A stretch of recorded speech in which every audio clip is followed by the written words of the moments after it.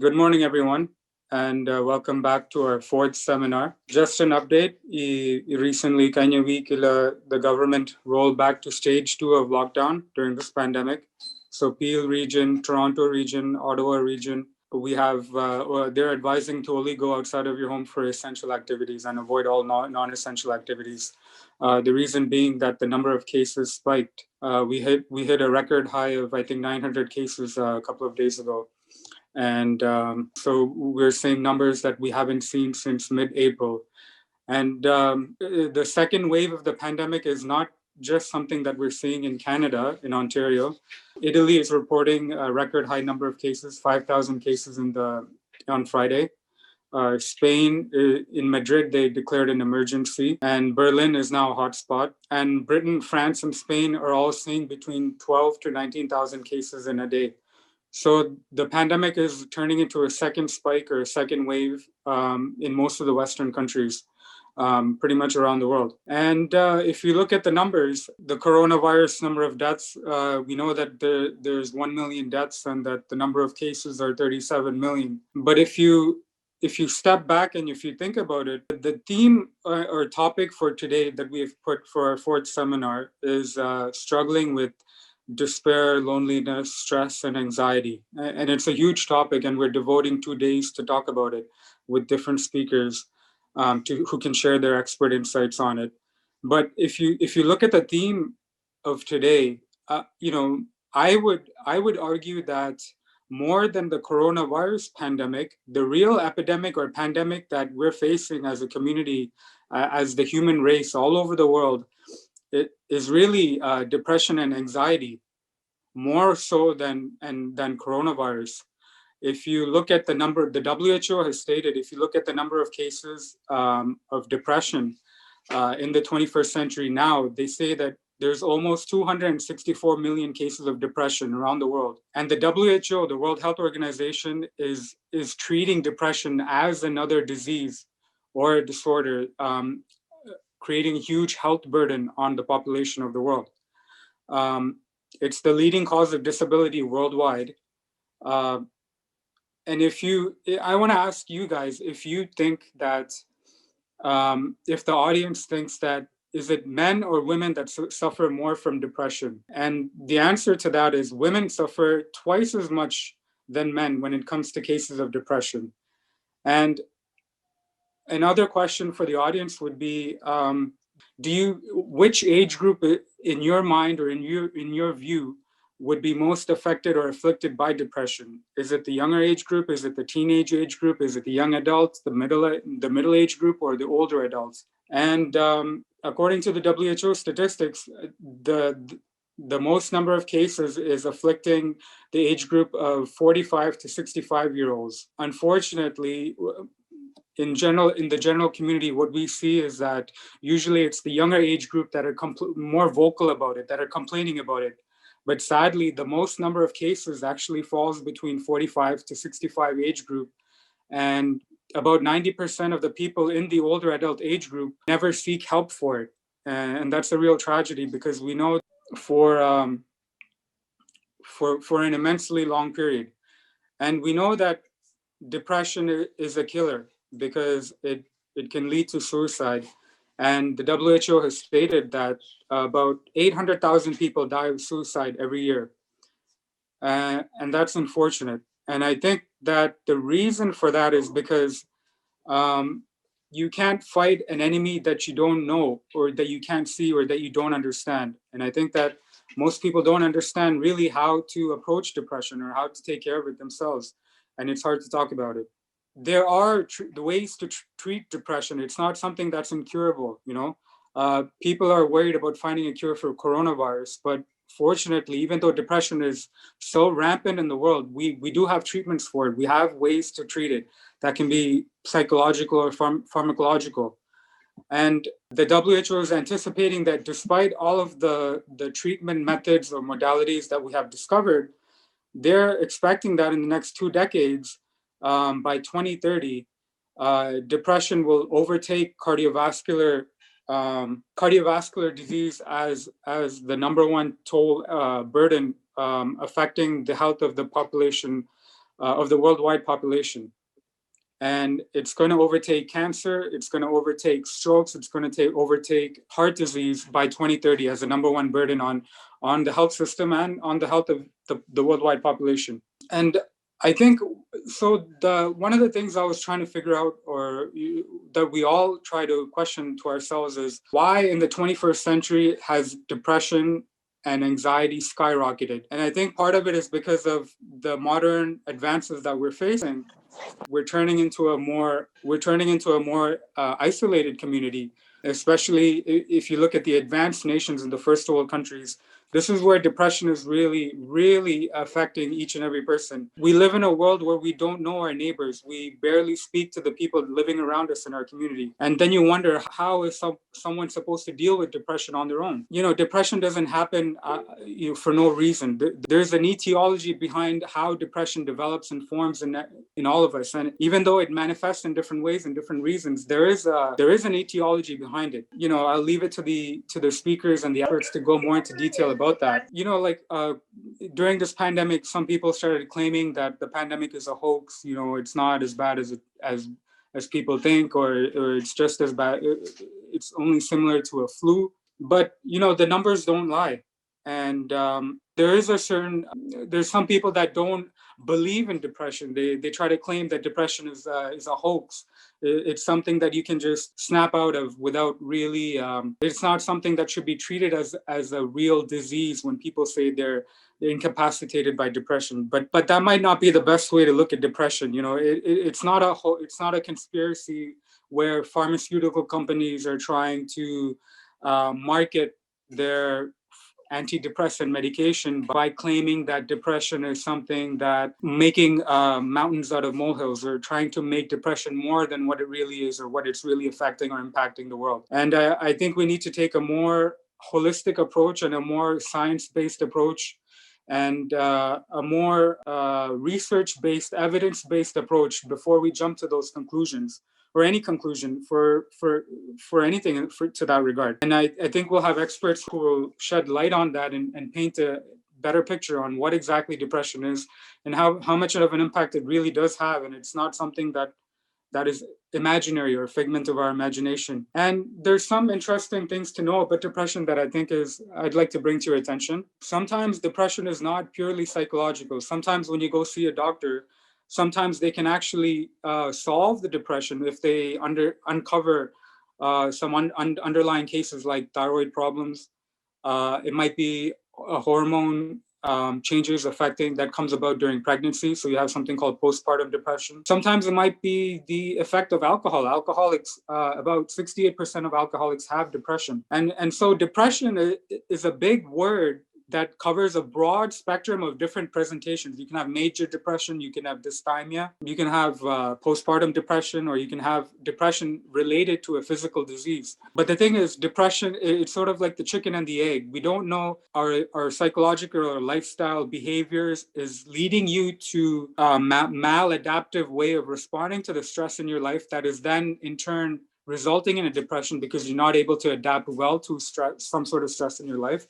That might be physical, social, psychological, financial. Is it because of the depression that makes you unable to adapt well to the different stresses in your life? I think there's a lot of factors that comes into play, and it's sort of hard to pinpoint a clear picture because it is a cycle or a trap that you fall into. You fall into a rut, and it becomes like sort of a chicken and the egg solution where it's a cycle and you can't really pinpoint a beginning or an end, or start point and end point. But some of the interesting facts to know about is that identical twins, if one twin has depression, the other twin is 50% more higher chance of developing depression as well, even though they lead two separate different lives away from each other. And also, if a parent has depression, there's 25% chances that their children will also suffer from depression. If you look at adopted children, so it's not just genetic.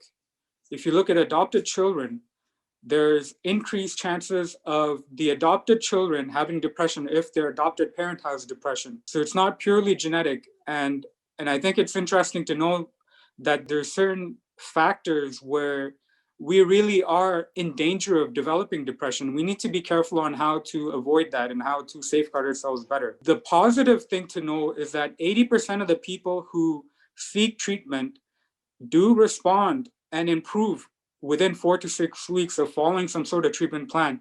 But the dichotomy to that is that, unfortunately, 2 out of 3 people with depression don't seek the help that they should be looking for, and they suffer silently for the rest of their lives and for a large chunk or portion of their life. The bottom line here is that depression is a treatable condition. It's a treatable disease. And the thing to keep in mind is that, a lot of people try to downplay it. They try to tell you depression, as it just the person is lazy or they don't want to do any work. That's why they're depressed, because they're not doing anything about it.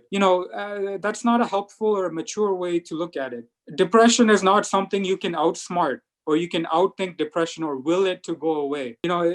ഇതിപ്പോ അങ്ങനെ പറഞ്ഞ ശരിക്കും പറഞ്ഞ ഇപ്പൊ ഒരു diabetic ഉള്ള ഒരു പേഴ്സണോട് you don't tell a diabetic, you cannot tell them you should just outthink your high blood sugar. You should just will your blood sugar to go back to normal. Diabetes ഉള്ള ഒരു മനുഷ്യനോട് പറയാൻ പറ്റത്തില്ല നിങ്ങള് mind കൊണ്ട് നിങ്ങൾ വിചാരിച്ചാൽ മതി മനസ്സിനാവത്ത് ഞാൻ ഡയബറ്റീസ് സെക്യൂർ ആവും, ഞാൻ എന്റെ ഷുഗർ നോർമൽ ആവുന്നു. No, you have to you have to do something about it. Either you make a plan yourself or you seek help from outside so that you can get back on track and effectively tackle the problem of depression.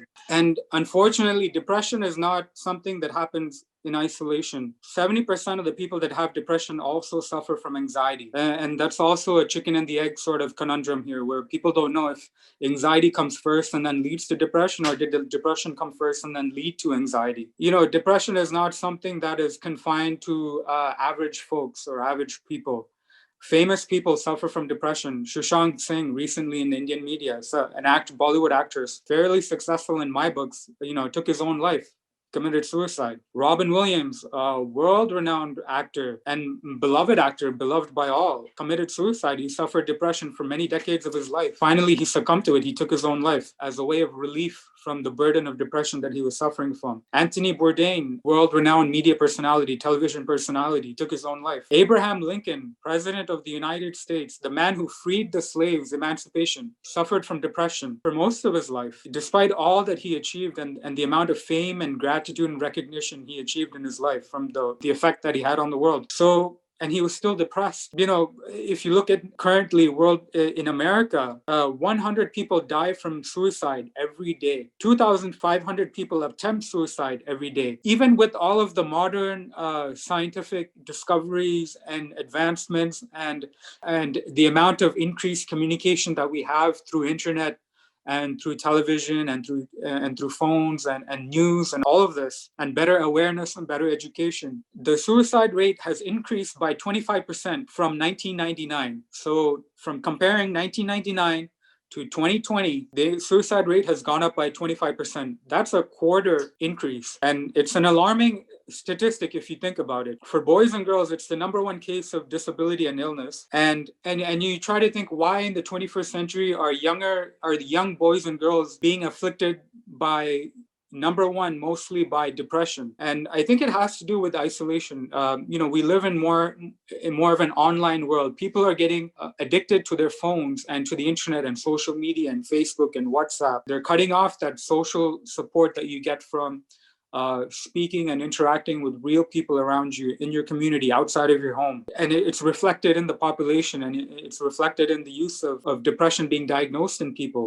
And since 1988, the use of antidepressants has gone up by 400% in the United Kingdom. And and the use of antidepressants in the general population in the UK has gone up so much that the government, the British government, is concerned that the byproduct of depression that is being excreted by the human body and going into the sewage system, in the water drainage system, is now afflicting the wildlife that are coming into contact with the drainage water. The effect of depression and the use of antidepressants is so rampant and gone up so much in this generation and in the current living generation. It's gotten to the point that it's affecting the planet and the wildlife around us, the ecosystem around us. So I think this is a topic that we really need to be on guard for and vigilant against in tackling as much as we can, so that it doesn't spiral out of control into the future generations and the children that are growing up in this world, so that the next world will be a happier world and not a more depressed world.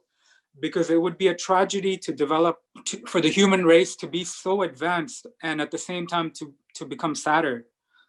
It would be an ironic twist of fate. It would really be tragic if you think about it. And to say that people in the older generation were happier than we are now. So I just have a couple of quotes that I think is relevant and poignant to the topic and theme that we have today. One is that by a famous person called Danny Baker, and he said that depression is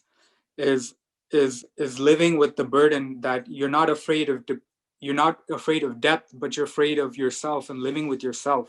That's how bad depression can be. Andrew Solomon came out with an important and relevant quote where he said that grief is depression in proportion to the circumstance around you and in your life, but depression is grief out of proportion to the circumstances around you and in your life. And we talked about grief last week, but depression is so much more different than what we feel and experience in grief. And Victor Hugo, famous novelist, had a famous saying where he said that the pupil dilates in darkness and in the end finds light. And so just as our soul dilates in misfortune and in the end finally finds God. And I think what he was alluding to was, people get so burdened by depression that in the end, like our pupil dilates in darkness to find light, in depression, the soul is struggling to find relief in the misfortune through death and trying to reach God. And unfortunately, it's a tragic way out.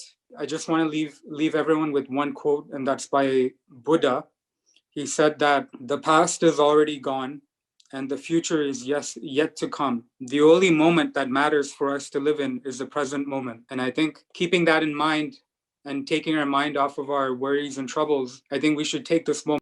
So to give the opening prayer, I would like to invite the Vicar of St. Ignatious Knanaya Jacobite Church, Reverend Father Jibin Kurian. നാലാമത്തെ സെമിനാറിലേക്ക് കടന്നു വന്നിരിക്കുകയാണ്. കാരുണ്യവാനായ ഞങ്ങളുടെ ദൈവമേ, നല്ല സ്വർഗീയ പിതാവേ, ഈ നല്ല സമയത്തിനായി നിന്നെ ഞങ്ങൾ സ്തുതിക്കുന്നു, സ്തോത്രം ചെയ്യുന്നു. കർത്താവേ, ലോകത്തിന്റെ പല ഭാഗങ്ങളിലായിരിക്കുന്ന ഞങ്ങൾ എല്ലാവരും ഇന്ന് ഒന്നു ചേർന്ന് ഈ മാധ്യമത്തിലൂടെ ഇന്നിവിടെ ആയിരിക്കുമ്പോൾ, ലോകം മുഴുവനും വലിയ പ്രതിസന്ധികളിലൂടെ കടന്നു പോകുമ്പോൾ വലിയ നിരാശയും അതുപോലെ തന്നെ പ്രതീക്ഷ നഷ്ടപ്പെട്ട ഒരു ജീവിത രീതികളിലൂടെയൊക്കെ കർത്താവെ ഇന്ന് ഞങ്ങളൊക്കെയും കടന്നു പോയിക്കൊണ്ടിരിക്കുകയാണല്ലോ. ഒരുപാട് ആളുകൾ ഒരുപാട് ബുദ്ധിമുട്ടുകളിലൂടെ കടന്നു പോകുന്നു. ജോലി നഷ്ടപ്പെട്ടു പോയവര്, ഭാവി എന്തെന്ന് കരുതി വേദനിക്കുന്ന ഒരുപാട് ആളുകള്, ദൈവമേ, എല്ലാവരും നിന്റെ തൃക്കരങ്ങളിൽ ഏൽപ്പിച്ചു വന്നുകൊണ്ട് ഈ സമയത്ത് ഞങ്ങൾ പ്രത്യേകമായിട്ട് പ്രാർത്ഥിക്കുകയാണ്. എല്ലാവരുടെയും നിരാശകളെ നീ അവിടുന്ന് നീക്കി ദൈവികമായിട്ടുള്ള സമാധാനവും പ്രത്യാശയും ശാന്തിയും ഞങ്ങളുടെ ജീവിതത്തിൽ അവിടുന്ന് ചൊരിഞ്ഞു തരുമാറാകണമേ എന്ന് പ്രാർത്ഥിക്കുന്ന കർത്താവേ. ഭയങ്ങളിൽ നിന്നും നിരാശകളിൽ നിന്നും ഒക്കെയുള്ള വിടുതൽ ഞങ്ങൾക്ക് എല്ലാവർക്കും നീ അവിടുന്ന് നൽകണമേ എന്ന് പ്രാർത്ഥിക്കുന്നു. പ്രത്യേകമായിട്ട് ഇന്നത്തെ സെമിനാറിനെ തൃക്കരങ്ങളിൽ ഏൽപ്പിച്ച് പ്രാർത്ഥിക്കുന്നു. ഇത് അനുഗ്രഹകരമായിട്ട് പൂർത്തീകരിക്കുവാൻ ഞങ്ങളെ സഹായിക്കണമേ എന്ന് പ്രാർത്ഥിക്കുന്നു. കർത്താവെ, ഈ സെമിനാറിൽ ഇന്ന് ക്ലാസ്സുകൾ നയിക്കുവാനായിട്ട് കടന്നു വന്നിരിക്കുന്ന നിന്റെ ബഹുമാനപ്പെട്ട അഭിഷേകത്തിനെയും അതുപോലെ നിന്റെ പ്രിയപ്പെട്ട മക്കളെ രണ്ടുപേരെയും തൃക്കരങ്ങളിൽ ഏൽപ്പിച്ച് പ്രാർത്ഥിക്കുകയാണ്. അവർക്ക് പരിശുദ്ധാത്മ ജ്ഞാനം നീ ഇവിടുന്ന് കൊടുക്കുമാറാകണമേ. ദൈവിക അറിവുകളെ കർത്താവെ, ജ്ഞാനം ദൈവത്തിന്റെ ദാനമാണെന്നുള്ള ബോധ്യത്തോടുകൂടി ആ ദൈവിക ജ്ഞാനത്തെ പങ്കുവെക്കുമ്പോൾ അത് ഞങ്ങൾക്ക് കൂടുതൽ മനസ്സിലാകുവാനായിട്ട്, അത് ഞങ്ങൾക്ക് കൂടുതൽ ജീവിതത്തിൽ പരിവർത്തനത്തിനും കർത്താവെ ജീവിതത്തിൽ സന്തോഷത്തോടും സമാധാനത്തോടും ജീവിക്കുന്നതിനും കാരണമായി തീരുവാനായിട്ട് സഹായകരമാകണമേ എന്ന് പ്രാർത്ഥിക്കുന്നു. എല്ലാ നന്മകളാലും കൃപകളാലും നിറയ്ക്കണമേ. ഞങ്ങൾക്കായി ജീവൻ വെച്ച യേശു ക്രിസ്തുവിന്റെ നാമത്തിൽ ചോദിക്കുന്നു പിതാവേ. കൃപയോടെ കേട്ട് ഉത്തരമരുളുമാറാകണമേ. ആമേൻ. ദൈവ തിരുനാമം മഹത്വപ്പെടുമാറാകട്ടെ. ബഹുമാനപ്പെട്ട മോൻസിയച്ച്, അതുപോലെ ഇന്ന് ഗസ്റ്റ് സ്പീക്കേഴ്സ് ആയിട്ട് കടന്നു വന്നിരിക്കുന്ന ഏറ്റവും പ്രിയപ്പെട്ട ഡോക്ടർ കൈഷു പി വറി, അതുപോലെ തന്നെ നമ്മുടെ പ്രിയപ്പെട്ട ചെറിയാൻ തോമസ് അല്ലെങ്കിൽ ജാൻ, ഇന്ന് ഈ മീറ്റിംഗിൽ ജോയിൻ ചെയ്തിരിക്കുന്ന ഏവരുമേ. ഡോക്ടർ ജാക്ക് ഏറ്റവും നല്ല രീതിയിൽ ഇന്നത്തെ നമ്മുടെ ടോപ്പിക്ക് ഇൻട്രൊഡ്യൂസ് ചെയ്തു. അതിനെക്കുറിച്ച് വളരെ വിശദമായിട്ട് തന്നെ പ്രത്യേകമായിട്ട് പറയുകയുണ്ടായി. പ്രത്യേകിച്ച് ഇന്നത്തെ സമൂഹത്തിൽ പ്രായമായവരെന്നോ അല്ലെന്നുണ്ടെങ്കിൽ ചെറുപ്പക്കാരെന്നോ വ്യത്യാസമില്ലാതെ ചിന്തിക്കേണ്ട ഒരു സബ്ജക്റ്റ് ആണ് നമ്മൾ ഇന്ന് ചർച്ച ചെയ്യുന്നത്, അല്ലെങ്കിൽ ഇന്നത്തെ ഈ പ്രത്യേകമായിട്ട് ഇന്ന് നമ്മൾ സെലക്ട് ചെയ്തിരിക്കുന്നത്. Struggling with despair, hopelessness, stress and anxiety. നമുക്കറിയാം ഇന്ന് അതിന് പ്രായമില്ല. പ്രത്യേകിച്ച് അത് ജാക്ക് വളരെ വ്യക്തമായിട്ട് ഓർമ്മപ്പെടുത്തി. പ്രായമായവരെന്നോ രോഗികളെന്നോ ഒന്നും വ്യത്യാസമില്ലാതെ ഇന്ന് സ്ട്രെസ് അനുഭവിക്കുന്ന ഒരുപാട് പേരുണ്ട്. അതുപോലെ തന്നെ ഡിപ്രഷനിലേക്ക് കടന്നുപോയിക്കൊണ്ടിരിക്കുന്ന ഒരുപാട് പേരുണ്ട്. ആത്മഹത്യകളുടെ കണക്കുകളൊക്കെ പറയുമ്പോൾ നമുക്കറിയാം വെസ്റ്റേൺ രാജ്യങ്ങൾ അല്ലെങ്കിൽ വലിയ രാജ്യങ്ങൾ, കൺട്രീസ് എന്ന് പറയുന്നത് US പോലുള്ള രാജ്യങ്ങളിൽ പോലുമുള്ള ഈ ആത്മഹത്യകൾ പലപ്പോഴും നമ്മൾ പറയും ആത്മഹത്യ ചെയ്യുന്നത് ജീവിതത്തിൽ എല്ലാം നഷ്ടപ്പെടുമ്പോഴും അല്ലെന്നുണ്ടെങ്കിൽ നിരാശ അല്ലെങ്കിൽ ഒന്നുമില്ലാത്ത അവസ്ഥയിലാണെന്ന് പറയും. പക്ഷെ എല്ലാം ഉള്ളപ്പോഴും ഇതുപോലെ നിരാശകളിലേക്ക് കടന്നു പോകേണ്ടി വരുന്ന ഒരു അനുഭവങ്ങൾ ഇന്ന് എല്ലായിടത്തും ഉണ്ട്. അത് പ്രായഭേദമില്ല, സമ്പത്തിന്റെ അടിസ്ഥാനമില്ല, അങ്ങനെ ഏത് രീതിയിലും ഇന്ന് നിരാശകളിലൂടെയും അതുപോലെ തന്നെ ജീവിതം അത് പ്രത്യാശയില്ലാതെ കടന്നു പോകേണ്ടി വരുന്ന ഒരു സാഹചര്യത്തിലൂടെ പോകുമ്പോൾ തീർച്ചയായിട്ടും അതിനെയൊക്കെ അതിജീവിക്കുവാനായിട്ട്, അതിനോട് പൊരുതി ജീവിക്കുവാൻ നമുക്ക് സഹായകമാകുവാൻ ഇന്നത്തെ ഈ സെമിനാർ ഇടയായി തീരട്ടെ എന്ന് പ്രത്യേകമായിട്ട് പ്രാർത്ഥിച്ചുകൊണ്ട് ആശിച്ചുകൊണ്ട് ഇന്നത്തെ ഈ ഗസ്റ്റ് സ്പീക്കേഴ്സായി കടന്നു വന്നിരിക്കുന്ന 3 പേരെയും ഒന്ന് ഇൻട്രൊഡ്യൂസ് ചെയ്യുവാൻ മാത്രമായിട്ട് ഈ സമയത്തെ വിനിയോഗിച്ചുകൊണ്ട് അവർക്കായിട്ട് അവരുടെ വിലപ്പെട്ട സമയത്തെ നൽകുകയാണ്. ഈ സമയത്ത് നമുക്കിന്ന് ഗസ്റ്റ് സ്പീക്കേഴ്സായി കടന്നു വന്നിരിക്കുന്ന 3 പേരും ഏറ്റവും പ്രഗത്ഭരായിട്ടുള്ള, ഏറ്റവും അനുയോജ്യരായിട്ടുള്ള 3 വ്യക്തിത്വങ്ങളെയാണ് നമുക്കിന്ന് ലഭ്യമായിരിക്കുന്നത്. ഒന്നാമതായിട്ട് മലങ്കര മാർത്തോമ സുറിയാനി സഭയിലെ പ്രഗത്ഭനായിട്ടുള്ള വൈദിക ശ്രേഷ്ഠനായ ബഹുമാനപ്പെട്ട മോൻസി വർഗീസ് അച്ഛനാണ്. അച്ഛൻ നാട്ടിലെ കോഴഞ്ചേരി കുഴിക്കാല സ്വദേശിയാണ്. അച്ഛൻ 2017 മുതൽ കാനഡയിലെ മാർത്തോമ ചർച്ചിന്റെ വികാരിയായിട്ട് സേവനം അനുഷ്ഠിച്ചുകൊണ്ടിരിക്കുകയാണ്. അറിയാം, കാനഡയിലുള്ള എല്ലാവരോടും സംസാരിക്കുമ്പോൾ അച്ഛനെ കുറിച്ച് നല്ല അഭിപ്രായമാണ് കേൾക്കുവാനായിട്ട് ഇടയായി തീർന്നിരിക്കുന്നത്. കോട്ടയം മാർത്തോമ തിയോളജിക്കൽ സെമിനാരിയിൽ നിന്നും തിയോളജിക്കൽ സ്റ്റഡീസിൽ ബാച്ചുലർ ഡിഗ്രി നേടുകയും അതുപോലെ തന്നെ ഹിസ്റ്ററി ഓഫ് ക്രിസ്ത്യാനിറ്റി എന്ന സബ്ജക്റ്റിൽ അച്ഛൻ മാസ്റ്റേഴ്സ് എടുക്കുകയും ചെയ്ത ഒരു വൈദികനാണ്. അതുപോലെ തന്നെ അച്ഛനെ കുറിച്ച് എടുത്തു പറയേണ്ട മറ്റൊരു കാര്യം എന്ന് പറയുന്നത്, അച്ഛൻ 5 വർഷം സ്നേഹതീരം എന്ന് പറയുന്ന ഒരു HIV പേഷ്യൻസിന്റെ കൂടെ വർക്ക് ചെയ്ത ഒരു വ്യക്തിയാണ്. നമ്മുടെ ഈ സെമിനാറിലേക്ക് കടന്നു വരുന്ന എല്ലാവരുടെയും ഏറ്റവും വലിയ പ്രത്യേകത അത് തന്നെയാണ്. ഏതെങ്കിലും ഒരു തലത്തിൽ സോഷ്യൽ വർക്കറായിട്ട് ഈ സൊസൈറ്റിയുമായിട്ട് ബന്ധപ്പെട്ട് നിലനിൽക്കുകയും പ്രവർത്തിക്കുകയും ഒക്കെ ചെയ്തിട്ടുള്ള ആളുകളാണ്. പ്രിയപ്പെട്ട അച്ഛന് ഒരു മിഷണറി ആയിട്ട് 5 വർഷങ്ങൾ ഒരു HIV പേഷ്യൻസിന്റെ കൂടെ വർക്ക് ചെയ്ത ഒരു വ്യക്തിത്വം കൂടിയാണ്. ഏറ്റവും ആദരണീയനായിട്ട് ഇന്ന് ഈ നമ്മുടെ സെമിനാറിൽ ക്ലാസ് എടുക്കുവാനായിട്ട് കടന്നു വന്നിരിക്കുന്ന അച്ഛനെ ഏറ്റവും സ്നേഹത്തോടുകൂടി സ്വാഗതം ചെയ്യുവാനായിട്ട് സമയം വിനിയോഗിക്കുകയാണ്. ടൊറന്റോ സെന്റ് ഇഗ്നേഷ്യസ് ജ്ഞാനായ ഇടവകയുടെ പേരിലും അതുപോലെ തന്നെ ഇന്ന് ഈ മീറ്റിംഗിൽ ജോയിൻ ചെയ്തിരിക്കുന്ന, പല രാജ്യങ്ങളിൽ നിന്ന് ജോയിൻ ചെയ്തിരിക്കുന്ന എല്ലാവരുടെയും പേരിൽ ബഹുമാനപ്പെട്ട മോൻസി വർഗീസ് അച്ഛനെ ഏറ്റവും വിനയത്തോടും സ്നേഹത്തോടും കൂടി സമയത്ത് സ്വാഗതം ചെയ്യുകയാണ്. അതുപോലെ തന്നെ നമ്മുടെ രണ്ടാമത്തെ സ്പീക്കറായിട്ട് ഇന്ന് കടന്നു വന്നിരിക്കുന്നത് ഡോക്ടർ ബൈജു പി വറീസ്. അദ്ദേഹം എഡ്മണ്ടനിലാണ് ഇപ്പോൾ ഉള്ളത്. അദ്ദേഹം എഡ്മണ്ടനിലെ മാക് ഇവൻ യൂണിവേഴ്സിറ്റിയിൽ സ്കൂൾ ഓഫ് സോഷ്യൽ വർക്ക് അതിലെ assistant professor of school of social work in Mac ഇവൻ യൂണിവേഴ്സിറ്റിയിൽ വർക്ക് ചെയ്തുകൊണ്ടിരിക്കുന്ന വ്യക്തിത്വമാണ്. അദ്ദേഹം MSW അതുപോലെ തന്നെ LLB ഇതൊക്കെയും കരസ്ഥമാക്കിയും അതുപോലെ തന്നെ സോഷ്യൽ വർക്കിൽ PhD കരസ്ഥമാക്കിയിട്ടുള്ള വ്യക്തിത്വം കൂടിയാണ്. അദ്ദേഹം കാലടി ശ്രീശങ്കരാചാര്യ യൂണിവേഴ്സിറ്റിയിലെ അസിസ്റ്റന്റ് പ്രൊഫസറായിട്ടും വർക്ക് ചെയ്ത വ്യക്തിത്വമാണ്. അതുകൊണ്ട് തന്നെ ഏറ്റവും നല്ല പരിചയവും പല രാജ്യങ്ങളിൽ സോഷ്യൽ വർക്കറായിട്ട് വർക്ക് ചെയ്തിരിക്കുന്ന പ്രിയപ്പെട്ട ഡോക്ടർ ബൈജു പി വറീസ്, അദ്ദേഹവും നമുക്ക് അദ്ദേഹത്തെ ലഭ്യമായത് വളരെ അനുഗ്രഹകരമായിട്ടും വളരെ സന്തോഷവുമായിട്ട് നമ്മൾ അദ്ദേഹത്തെ സ്വാഗതം ചെയ്യുവാനായിട്ട് സമയത്തെ വിനിയോഗിക്കുകയാണ്. ഇതുപോലെ പ്രഗത്ഭരായിട്ടുള്ള റിസോഴ്സ് പേഴ്സൺസിനെ നമുക്ക് കിട്ടുമ്പോൾ അത് നമ്മുടെ അനുഗ്രഹം കൂടിയാണ്. പ്രിയപ്പെട്ട ഡോക്ടർ ബൈജു പി വറീസ്, അദ്ദേഹത്തെ ഏറ്റവും സ്നേഹത്തോടുകൂടി ടൊറന്റോ സെന്റ് ഇഗ്നേഷ്യസ് ജ്ഞാനായ ഇടവകയുടെ പേരിലും ഇന്ന് ഈ മീറ്റിംഗിൽ ജോയിൻ ചെയ്തിരിക്കുന്ന എല്ലാവരുടെയും പേരിലും ഈ സമയത്ത് ഏറ്റവും സന്തോഷത്തോടും സ്നേഹത്തോടും കൂടി സ്വാഗതം ചെയ്യുകയാണ്. മൂന്നാമതായിട്ട് നമ്മളോടൊപ്പം നമ്മുടെ ഇടയിൽ നമ്മുടെ ദൈവാലയത്തിലെ ഒരു മെമ്പർ കൂടിയായിരിക്കുന്ന പ്രിയപ്പെട്ട ചെറിയാൻ തോമസ് സത്യജായനാണ്. അദ്ദേഹത്തെ ഞാൻ കൂടുതലായിട്ടും ആർക്കും പരിചയപ്പെടുത്തി തരേണ്ട കാര്യമില്ല. പ്രത്യേകിച്ച് നമ്മുടെ ഇടവകയിലുള്ള ആളുകൾക്കും അതുപോലെ തന്നെ കാനഡയിലുള്ള ആളുകൾക്കൊക്കെ സുപരിചിതനായിട്ടുള്ള വ്യക്തിത്വമാണ് പ്രിയപ്പെട്ട സത്യജായൻ. അദ്ദേഹത്തെ ഒന്ന് ഇൻട്രൊഡ്യൂസ് ചെയ്യുവാൻ മാത്രമായിട്ട് ഞാൻ ഈ സമയത്തെ പ്രത്യേകമായിട്ട് വിനിയോഗിക്കുകയാണ്.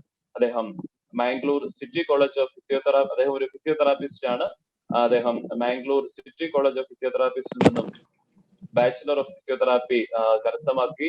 അതുപോലെ തന്നെ institute of applied medicine and research New Delhi കോളേജിൽ നിന്നും മാസ്റ്റേഴ്സ് കരസ്ഥമാക്കുകയും ചെയ്തു. അതുപോലെ തന്നെ ഭോപ്പാലിലും അതുപോലെ റിതു മെമ്മോറിയൽ ഹോസ്പിറ്റലില് സീനിയർ ഫിസിയോതെറാപ്പിസ്റ്റ് ആയിട്ട് അദ്ദേഹം വർക്ക് ചെയ്തു.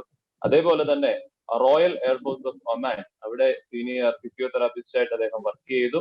ഇപ്പോൾ ഒന്റാരിയോയിൽ registered physiotherapist with the college of physiotherapist of Ontario അവിടെ വർക്ക് ചെയ്തുകൊണ്ടിരിക്കുകയാണ്. തീർച്ചയായിട്ടും അദ്ദേഹത്തിന്റെയും ഏറ്റവും വിലപ്പെട്ട ക്ലാസ്സുകൾ നമുക്കിന്ന് നല്ല ഒരു ഇൻസൈറ്റ് നമുക്ക് ലഭിക്കുവാനായിട്ട് ഇടയായി തീരട്ടെ എന്ന് പ്രത്യേകമായിട്ട് പ്രാർത്ഥിക്കുകയാണ്. പ്രിയപ്പെട്ട സജ്ജാനെ ചെറിയാൻ തോമസ് അദ്ദേഹത്തെയും ഏറ്റവും സ്നേഹത്തോടുകൂടി ഈ സമയത്ത് ഇടവയ്ക്ക് വേണ്ടിയും ഇവിടെ ജോയിൻ ചെയ്തിരിക്കുന്ന എല്ലാവരുടെയും നാമത്തിൽ സ്വാഗതം ചെയ്യുകയാണ്. അതേപോലെ തന്നെ ഇന്ന് സെമിനാറിൽ പല രാജ്യങ്ങളിൽ നിന്നും ജോയിൻ ചെയ്തിരിക്കുന്ന എല്ലാവരെയും ഒറ്റ വാക്കില് ഏറ്റവും സ്നേഹത്തോടും വിനയത്തോടും കൂടി സ്വാഗതം ചെയ്തുകൊണ്ട് മറ്റിടവുകളിൽ നിന്നും ഒക്കെയും ജോയിൻ ചെയ്തിരിക്കുന്ന എല്ലാവരെയും വിനയത്തോടുകൂടി സ്വാഗതം ചെയ്തുകൊണ്ട് ഞാൻ എൻ്റെ വാക്കുകൾ ഉപസംഹരിക്കുകയാണ്. കാരണം നമുക്ക് ഇത്രയും റിസോഴ്സ് പേഴ്സൺസ് ഉണ്ട്, അവരുടെ വാക്കുകൾ വിലപ്പെട്ടതാണ്, അവരുടെ സമയം ഏറെ വിലപ്പെട്ടതാണ്. അതുകൊണ്ട് അവർക്ക് വേണ്ടി വഴിമാറി കൊടുത്തുകൊണ്ട് എല്ലാവരെയും ഒരിക്കൽ കൂടി സ്വാഗതം ചെയ്തുകൊണ്ട് അനുഗ്രഹത്തിന് കാരണമാകട്ടെ എന്ന് പ്രാർത്ഥിച്ചുകൊണ്ട് ഞാൻ എൻ്റെ വാക്കുകൾ ഉപസംഹരിക്കുകയാണ്. ദൈവനാമം മഹത്വപ്പെടുമാറാകട്ടെ. Thank you, Achan. We are honored to invite our first speaker for today, Reverend Monsi Varghese, Vicar of St. Matthew's Marthoma Church, Toronto. Thank you, Jack. ഞാൻ ഓഡിബിൾ ആണല്ലോ ജാക്ക്. ഏറ്റവും ബഹുമാനപ്പെട്ട ആദരണീയനായ ജിബിൻ കുര്യൻ അച്ഛൻ, ഇന്നത്തെ സ്പീക്കേഴ്സായി കടന്നു വന്നിരിക്കുന്ന പ്രിയപ്പെട്ട ബൈജു, സച്ചിൻ, ഇതിൽ പങ്കെടുക്കുന്ന സ്നേഹിതരെ, ഗുരുജനങ്ങളെ, മാതാപിതാക്കളെ, നിങ്ങൾക്ക് എല്ലാവർക്കും സ്നേഹ വന്ദനം. സെന്റ് ഇഗ്നേഷ്യസ് ജ്ഞാനായ ജേക്കബൈറ്റ് ചർച്ച് നടത്തുന്നതായിട്ടുള്ള ഈ ഒരു ഉദ്യമം ഞാൻ മനസ്സിലാക്കുന്ന ഏറ്റവും മീനിങ് ആയ വളരെ റെലവൻ്റ് ആയ ഒരു ഇനീഷ്യേറ്റീവ് ആണ് എന്ന് പറയുന്നതിലും നിങ്ങളെല്ലാവരും അപ്രീഷിയേറ്റ് ചെയ്യുന്നതിലും എനിക്ക് അതിയായ സന്തോഷമാണ്. ഒരു പാൻഡമിക്കിന്റെ ഔട്ട് ബ്രേക്കിൽ നമുക്കറിയാം ലോകം മുഴുവൻ ഇങ്ങനെ സ്റ്റക്കായി നിൽക്കുന്ന ഒരു പശ്ചാത്തലത്തിലാണ് ഒരു ചർച്ച് ഇത്തരത്തിലുള്ള ഒരു ഇനീഷ്യേറ്റീവ്, ഇതൊരു മിഷൻ തന്നെയാണ്. ചർച്ചിന്റെ ഒരു മിഷന്റെ ഒരു ഏറ്റവും ഗൗരവമായ ഒരു കാര്യമായിട്ട് ഞാൻ ഇതിനെ കാണുന്നു. അതുകൊണ്ട് പ്രിയപ്പെട്ട ജിബിൻ കുര്യൻ അച്ഛനെയും എന്നെ ഈ ഒരു സെഷന് വേണ്ടി, ഒന്ന് രണ്ട് സെഷന് വേണ്ടി എന്നെ ക്ഷണിച്ച പ്രിയപ്പെട്ട പ്രകാശാനെയും പ്രിയപ്പെട്ട ജാക്കിനെയും നിങ്ങളെല്ലാവരെയും ഞാൻ അപ്രീഷിയേറ്റ് ചെയ്യുന്നു. ദൈവം തമ്പുരാൻ നിങ്ങളെ ബലപ്പെടുത്തട്ടെ. ഇതൊരു വലിയൊരു മിഷനാണ്. ഈ മിഷൻ അനേകം ആളുകൾക്ക് ഉപകാരപ്രദമാകുവാൻ, പ്രയോജനമാകുവാൻ ദൈവം സംഗതിയാക്കട്ടെ എന്ന് ഞാൻ പ്രാർത്ഥിക്കുകയാണ്. ഈ ഒരു സമയത്തുണ്ടാകുന്ന, പ്രത്യേകിച്ച് ജാക്ക് ഇതിന്റെ നല്ലൊരു ഇൻട്രൊഡക്ഷനാണ്. വളരെ അക്കാഡമിക്കായി, വളരെ ജാക്കിന്റെ എല്ലാവിധമായിട്ടുള്ള ഒരു കപ്പാസിറ്റി നിന്നുകൊണ്ടാണ് ഇതിന്റെ എല്ലാ he explore different categories of depression and resolvement of depression ഒക്കെ പറഞ്ഞു.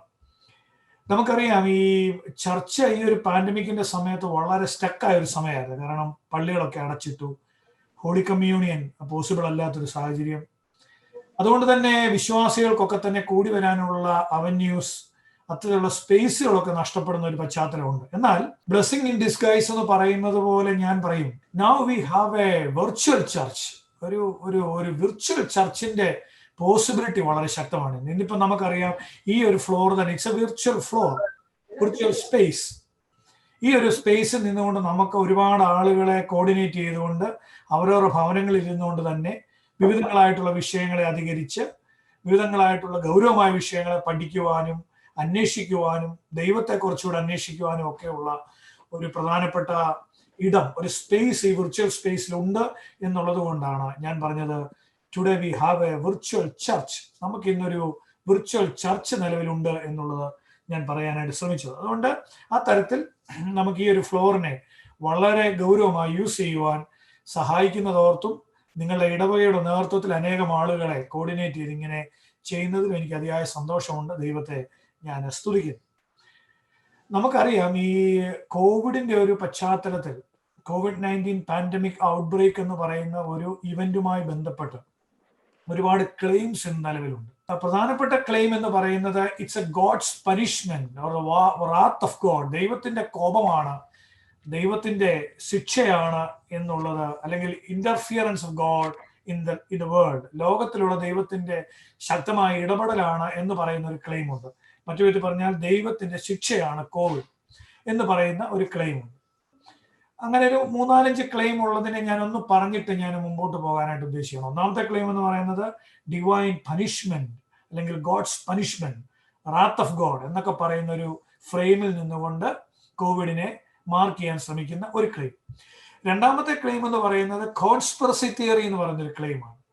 കോൺസ്പിറസി തിയറി എന്ന് പറഞ്ഞാൽ നമുക്കറിയാം ട്രംപിന്റെ പ്രസ്താവന, ട്രംപ് പറയും ചൈനയാണ് ഇത് ഉണ്ടാക്കി വിട്ടത്, ചൈനക്കാർ മറ്റ് തേർഡ് വേൾഡ് കൺട്രീസ് ഒക്കെ പറയും ഇത് ചൈനയുടെ പ്രോഡക്റ്റ് അല്ല, ഇത് അമേരിക്കയുടെ പ്രോഡക്റ്റ് ആണ്. അങ്ങനെ ലൈക്ക് ഒരു ഇന്റർനാഷണൽ പൊളിറ്റിക്സുമായി ബന്ധപ്പെട്ട് ഈ വൈറസുമായി ബന്ധപ്പെട്ടുള്ള അനേക ഡിസ്കഷൻസ് നടക്കുന്നത്. അതിനെ കോൺസ്പിറസി തിയറി എന്നാണ് പറയുന്നത്. അപ്പം ഒന്ന്, ഗോഡ്സ് പനിഷ്മെന്റ് ആണെന്നുള്ള ക്ലെയിം.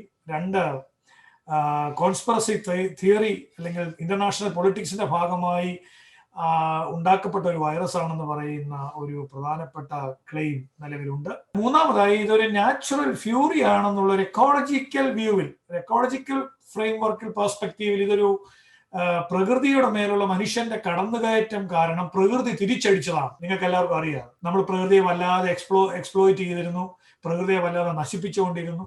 അതുകൊണ്ട് തന്നെ എല്ലാത്തിനും ഒടുവിൽ പ്രകൃതി മനുഷ്യനെ ഒരു പാഠം പഠിപ്പിച്ചതാണ്, പ്രകൃതി മനുഷ്യനെ തിരിച്ചടിച്ചതാണ്. അതിനവർ ഒത്തിരി കാര്യങ്ങൾ പറയുന്നത്, മണ്ണൊലിപ്പ്, ഡീഫോറസ്റ്റേഷൻ, എക്കോളജിക്കൽ ഇംബാലൻസ്, ഓസോൺ പാളി നശിക്കുന്നു, ഇങ്ങനെയൊക്കെയുള്ള ഒരുപാട് ക്ലെയിംസ് അതിനകത്ത് പറയുന്നു. അതുകൊണ്ട് ഇത് നാച്ചുറൽ ഫ്യൂറിയ എന്ന് പറയുന്ന മൂന്നാമത്തെ ക്ലെയിം. നാലാമത്തെ ക്ലെയിമാണ് രസം. ഇതൊരു ക്യാപിറ്റലിസത്തിന്റെ വളർച്ചയാണ് എന്ന് പറയാറുണ്ട്. ക്യാപിറ്റലിസത്തിന്റെ വളർച്ച എന്ന് പറഞ്ഞാൽ ഇൻഡിവിജ്വൽ ഈസ് മോർ ഇമ്പോർട്ടൻറ്റ്. വ്യക്തിയാണ് പ്രാധാന്യമുള്ളത്, കമ്മ്യൂണിറ്റി അല്ല. നമുക്കറിയാം, പള്ളിയും ചർച്ചും സഭയും ഹോളി കമ്മ്യൂണിയനും പ്രയറും ഫെലോഷിപ്പും ഒക്കെ എപ്പോഴും സപ്പോർട്ട് ചെയ്തിരുന്ന എന്തിനെയായിരുന്നു? കമ്മ്യൂണിറ്റിയാണ്, കമ്മ്യൂണിറ്റി ഫെലോഷിപ്പ്.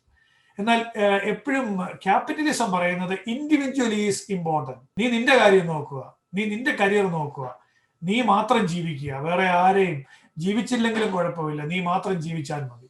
ഇപ്പൊ കോവിഡ് തകർത്തത് ഫെലോഷിപ്പിനെയും കമ്മ്യൂണിറ്റി ലൈഫിനെയുമാണ്. അതുകൊണ്ട് ഒരു സൈഡിൽ ക്യാപിറ്റലിസം വളരാനുള്ള വലിയ, അല്ലെങ്കിൽ MNC പോലും വലിയ മൾട്ടിനാഷണൽ കമ്പനികൾക്ക് വളരാനുള്ള എല്ലാ സ്കോപ്പും ഈ ഫ്രെയിമിലുണ്ട് എന്ന് പറയുന്ന ക്യാപിറ്റലിസവുമായി ബന്ധപ്പെട്ടുള്ള ഒരു തിയറി, അല്ലെങ്കിൽ ഇൻഡിവിജ്വൽ ഈസ് ഇമ്പോർട്ടൻ്റ് എന്ന് പറയുന്ന ഒരു ക്യാപിറ്റലിസ്റ്റ് തിയറി ഇന്ന് നിലവിലുണ്ട്. അപ്പോൾ അതും കോവിഡുമായി ബന്ധപ്പെട്ട് കമ്മ്യൂണിറ്റി മുഴുവൻ പോയി, ഇനി ക്യാപിറ്റലിസം മാത്രമേ വളരത്തുള്ളൂ, ഇൻഡിവിജ്വൽ മാത്രമേ ശക്തമാകത്തുള്ളൂ, വ്യക്തി മാത്രമേ വളരത്തുള്ളൂ, അല്ലെങ്കിൽ MNCകൾ മാത്രമേ വളരത്തുള്ളൂ എന്ന് പറയുന്ന കുറെ ക്ലെയിം.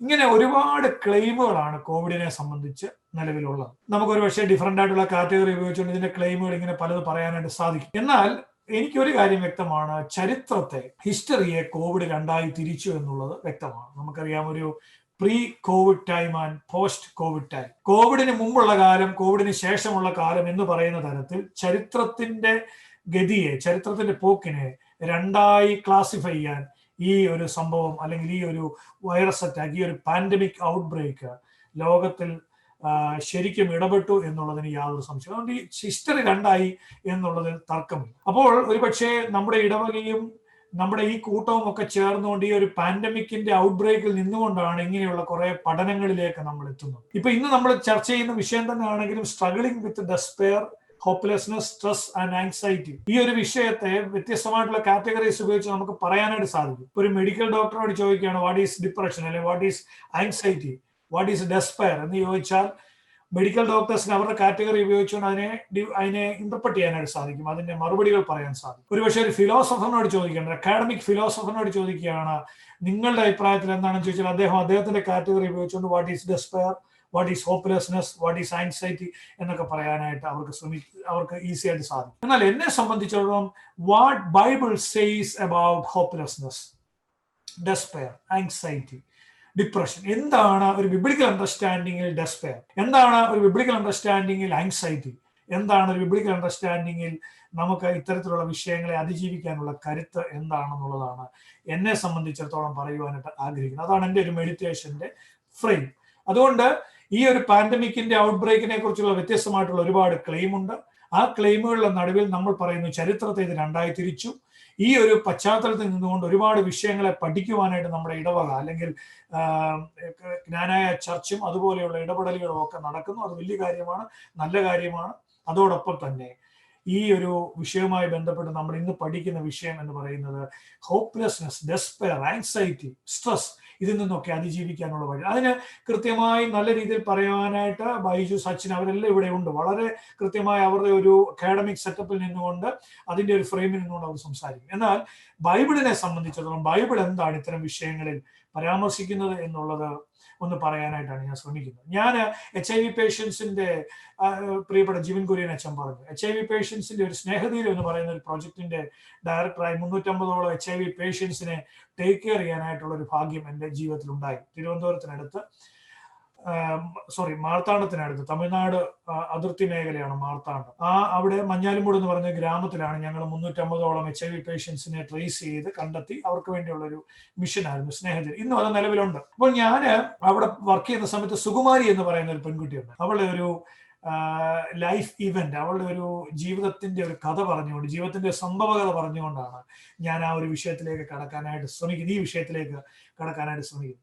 നിങ്ങൾക്കറിയാം, ഈ HIV പേഷ്യൻസിന്റെ ഒരു പ്രോബ്ലം എന്താണെന്ന് ചോദിച്ചാൽ അവരുടെ ശരീരത്തിൽ ഈ അവരുടെ ബോഡി ഒരു മെറ്റബോളിസത്തിനകത്ത് അവരുടെ ഈ കൗണ്ട് ഒത്തിരി കുറയും, ബ്ലഡിന്റെ കൗണ്ട് ഭയങ്കരമായിട്ട് താഴെ വരും. അപ്പോഴാണ് ഒരാൾ എയ്ഡ്സ് പേഷ്യൻസ് ആയി, അല്ലെങ്കിൽ ഒരുപാട് അദ്ദേഹം വയ്യാതായി, അവൾ വയ്യാതായി എന്നൊക്കെ നമ്മൾ പറയുന്നു. ART കൗണ്ട് എന്ന് പറയുന്ന ഒരു കൗണ്ട് ഉണ്ട്, ബ്ലഡിന്റെ കൗണ്ട് താണ് ഏകദേശം 200 വരെയൊക്കെ ആകും. ആ സമയമാകുമ്പോൾ ഒരു HIV പേഷ്യൻസിന്റെ ശരീരത്തിലൊക്കെ വടുക്കൾ വരും, ചിരങ്ങുകൾ വരും, പസ് വരും. അങ്ങനെ അതൊരു എന്താ പറയുക, സായാഹ്നകാലമായി അല്ലെ മരിക്കാറായി, ശരീരത്തിന്റെ ഇമ്മ്യൂണിറ്റി മുഴുവൻ നശിച്ചു എന്ന് പറയുന്ന ഒരു പ്രത്യേക കാലഘട്ടമാണ് ആ കാലഘട്ടം. അപ്പോഴാണ് ഡോക്ടേഴ്സ് അവർക്ക് ART മെഡിസിൻ എന്ന് പറയുന്ന പ്രത്യേക മെഡിസിൻ കൊടുക്കുന്നത്. വളരെ സ്ട്രോങ് ആയിട്ടുള്ള ആന്റിബയോട്ടിക് കൊടുത്തുകൊണ്ട് അവരുടെ ഇമ്മ്യൂണിറ്റി വർദ്ധിപ്പിക്കാനും അവരെ ഒന്ന് സപ്പോർട്ട് ചെയ്യാനും ഒക്കെ ശ്രമിക്കുന്ന സമയമാണ് ആ സമയം. ഈ സുകുമാരി എന്ന് പറയുന്ന പെൺകുട്ടി, അവള് ഏകദേശം ബ്ലഡിലെ കൗണ്ട് 200-നൊക്കെ താഴെ ആയപ്പോൾ അവളുടെ ശരീരം ആസകലം ഈ വടുക്കളൊക്കെ വന്ന് ചെറുതായിട്ട് പസ്സൊക്കെ വരാൻ തുടങ്ങി. അപ്പോൾ ഞാൻ ഈ പേഷ്യൻസിനെ കാണുവാൻ വേണ്ടി വിവിധങ്ങളായിട്ടുള്ള മാർത്തോമ ഇടവകളിൽ നിന്നൊക്കെ ആളുകൾ അവിടെ വരും, അവർക്ക് ഫുഡ് കൊടുക്കും, അവർക്ക് സാമ്പത്തികമായിട്ടുള്ള സഹായങ്ങളൊക്കെ ചെയ്യും, സ്നേഹതീരം പ്രസ്ഥാനത്തെ സഹായിക്കും. അങ്ങനെ ഒരു ഗ്രൂപ്പ് അവിടെ ഒരിക്കൽ സ്നേഹതീരം കാണുവാൻ വേണ്ടി വന്നു. അന്ന് ഇവരുടെ മീറ്റിംഗ് ഞങ്ങൾക്കുണ്ടായിരുന്നു. ഈ ഗ്രൂപ്പ് അവരുടെ വർത്തമാനങ്ങളും അവരുടെ ചർച്ചകളും ഒക്കെ കഴിഞ്ഞതിന് ശേഷം ഈ ഗ്രൂപ്പ് ഇങ്ങനെ എല്ലാവരും പള്ളിയിൽ നിന്ന് വന്ന ആളുകളെല്ലാം ഇങ്ങനെ ഇരിക്കുകയാണ്, ചെയറിലിരിക്കുകയാണ്. അപ്പൊ സുകുമാരി എന്നോട് വന്ന് പറഞ്ഞു വെച്ചാൽ, ഞാൻ ഇവരുടെ മുമ്പിൽ എൻ്റെ ഒരു ടെസ്റ്റിമണി പറഞ്ഞോട്ടെ, എൻ്റെ ഒരു സാക്ഷ്യം ഞാൻ പറഞ്ഞോട്ടെ. ഞാൻ പറഞ്ഞു, അപ്പൊ സുകുമാരിക്ക് അങ്ങനെ ഒരു പബ്ലിക് സ്പീച്ചോ അതിനുള്ളൊരു താരന്തോ ഒന്നും ഉള്ള ഒരാളൊന്നുമല്ല.